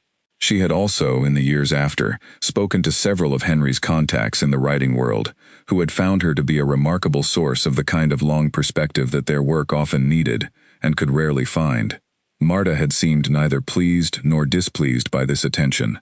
She had simply been exactly herself, which was, in the end, more useful than any other version of her would have been. Frederick came back to visit his mother in the village 2 years after the night of the hill, and he came to see Eleanor and Oliver, and the 4 of them sat at the kitchen table and talked for an evening, in the way of people who have a shared history that does not need to be mentioned in order to be present. Frederick had, in the time since, become a writer himself, not in Henry's mode, but a different kind, the kind that goes into communities, and listens, and records what it finds there. He had a quality, Oliver said afterward, of a person who has been given something by an experience, and has understood what he was given, and has been using it ever since. Grace had stopped by once, on her way through for a teaching conference in the next county, and had sat in the kitchen for an hour with tea, and had talked about her students with the absorbed, genuine enthusiasm of someone for whom the teaching is the whole point, not the professional designation, but the actual daily reality of children learning things, and the remarkable particular way in which that happens. She had looked entirely well. She had left her blanket, the enormous one from the storage facility, in a corner, and then laughed when she noticed it, and folded it, and said she had been taking it everywhere for 2 years, and perhaps it was time to leave it with someone. Eleanor had put it in the chest in the back bedroom, where it was still. Susan had won 3 subsequent cases of significance, each building on the work of the first. She wrote Eleanor letters about the cases, not in the tone of someone reporting professional success, but in the tone of someone sharing news from a territory that the person she was writing to already understood, which was the most satisfying kind of letter to receive. She came for a weekend the following spring, and she and Marta finally met, and Eleanor had been in the room when they met, and had watched the 2 of them look at each other with the particular attention of 2 people who recognize in the other someone who is entirely serious, and had felt something she could only call complete. Henry kept writing. He would write for many more years, His work was the kind that did not become less relevant over time, which is the rarest possible achievement in his particular field. He came to visit once a year, usually in summer, and he always brought a long letter from someone that he felt Eleanor should read, and the letters were always worth reading. Edmund's wife's brother gave everyone who had stayed in the facility a standing invitation to visit, which several people took him up on over the years. Edmund himself drove past the village sometimes on his route, and stopped in to say hello to Eleanor, and drink tea with her and Patricia, in Patricia's garden, in the patient silence of people who have no need to perform their comfort with each other. The eastern hill fell into the general care of time, which is the only care that truly levels things that have been built to endure. The wooden gate rotted, the iron reinforcements rusted, the outer walls slumped in places where the mortar gave out. Within a decade, the structure was recognized officially as a ruin, which it had been functioning as for some time before it received the designation. People did not visit it much, not because they had forgotten what it had been, but because they had not. There were travelers, occasionally, who stopped at the base of the hill and looked at the stones, having heard something of the story from somewhere, the way stories travel. Not exactly, not in a straight line, but carrying the essential truth of themselves through their various retellings. These travelers sometimes asked Eleanor about it, when they found themselves in the village and heard her name from someone. She would answer what she was asked. She would tell it as it was. She was not in the habit of simplifying it or making it larger than it was, because both of those things would have been a form of dishonesty toward a story that had earned its accurate shape. She would tell them about the watching, about the weeks of careful attention in the gray shawl, about Oliver's papers, about the conversation on the stone bench, and the decision that she had described accurately even then, to a child in the market, as not a decision she had needed to think about for 3 days, so much as a decision she had needed 3 days to arrive at being seen completely. She would tell them about the night in Marta's house, and the needle, and the thread, and the cold that moved from the edges inward, and the absence that came after. She would tell them about 2 nights in a cold field with a gray cloth.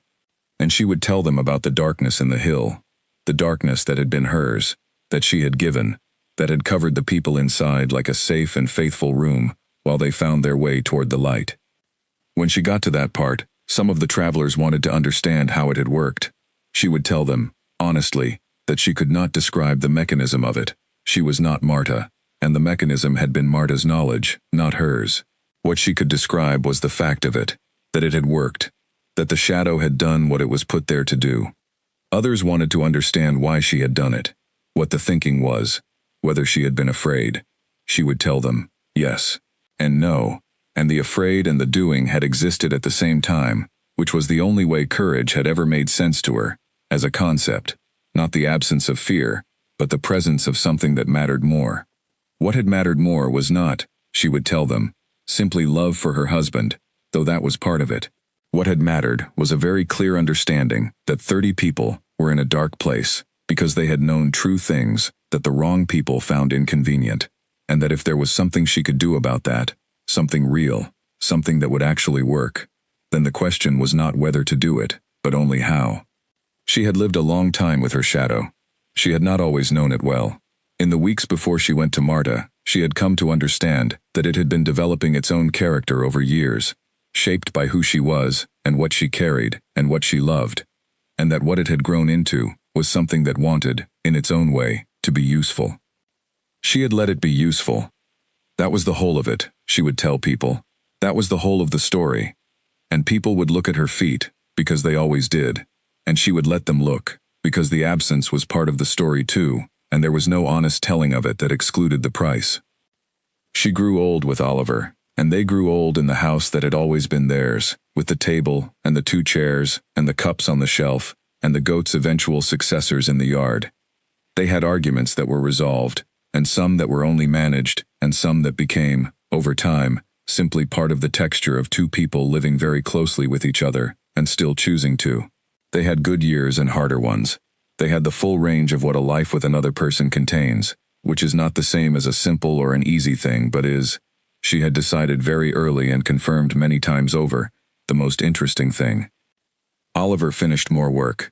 Eleanor did more listening. Marta stayed at the forest edge, unhurried, patient, her moss-covered roof maintaining its even carpet through all seasons. The dungeon floor, in the ruin of the hill, held what it held.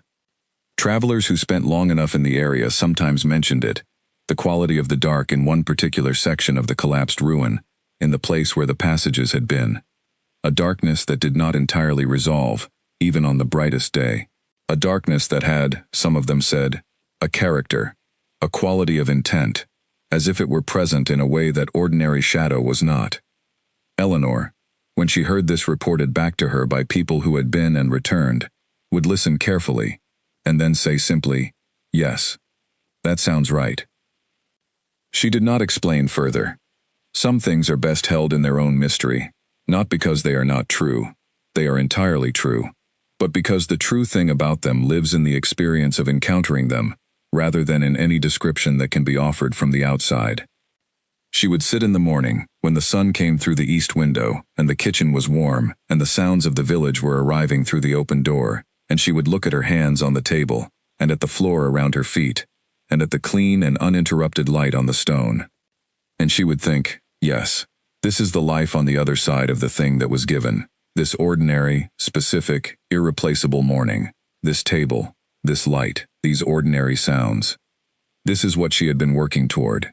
Not the victory or the documents or the formal acknowledgments, important as all of those were, not even the safety of the 30, though that was the closest thing to a center that the whole large thing had.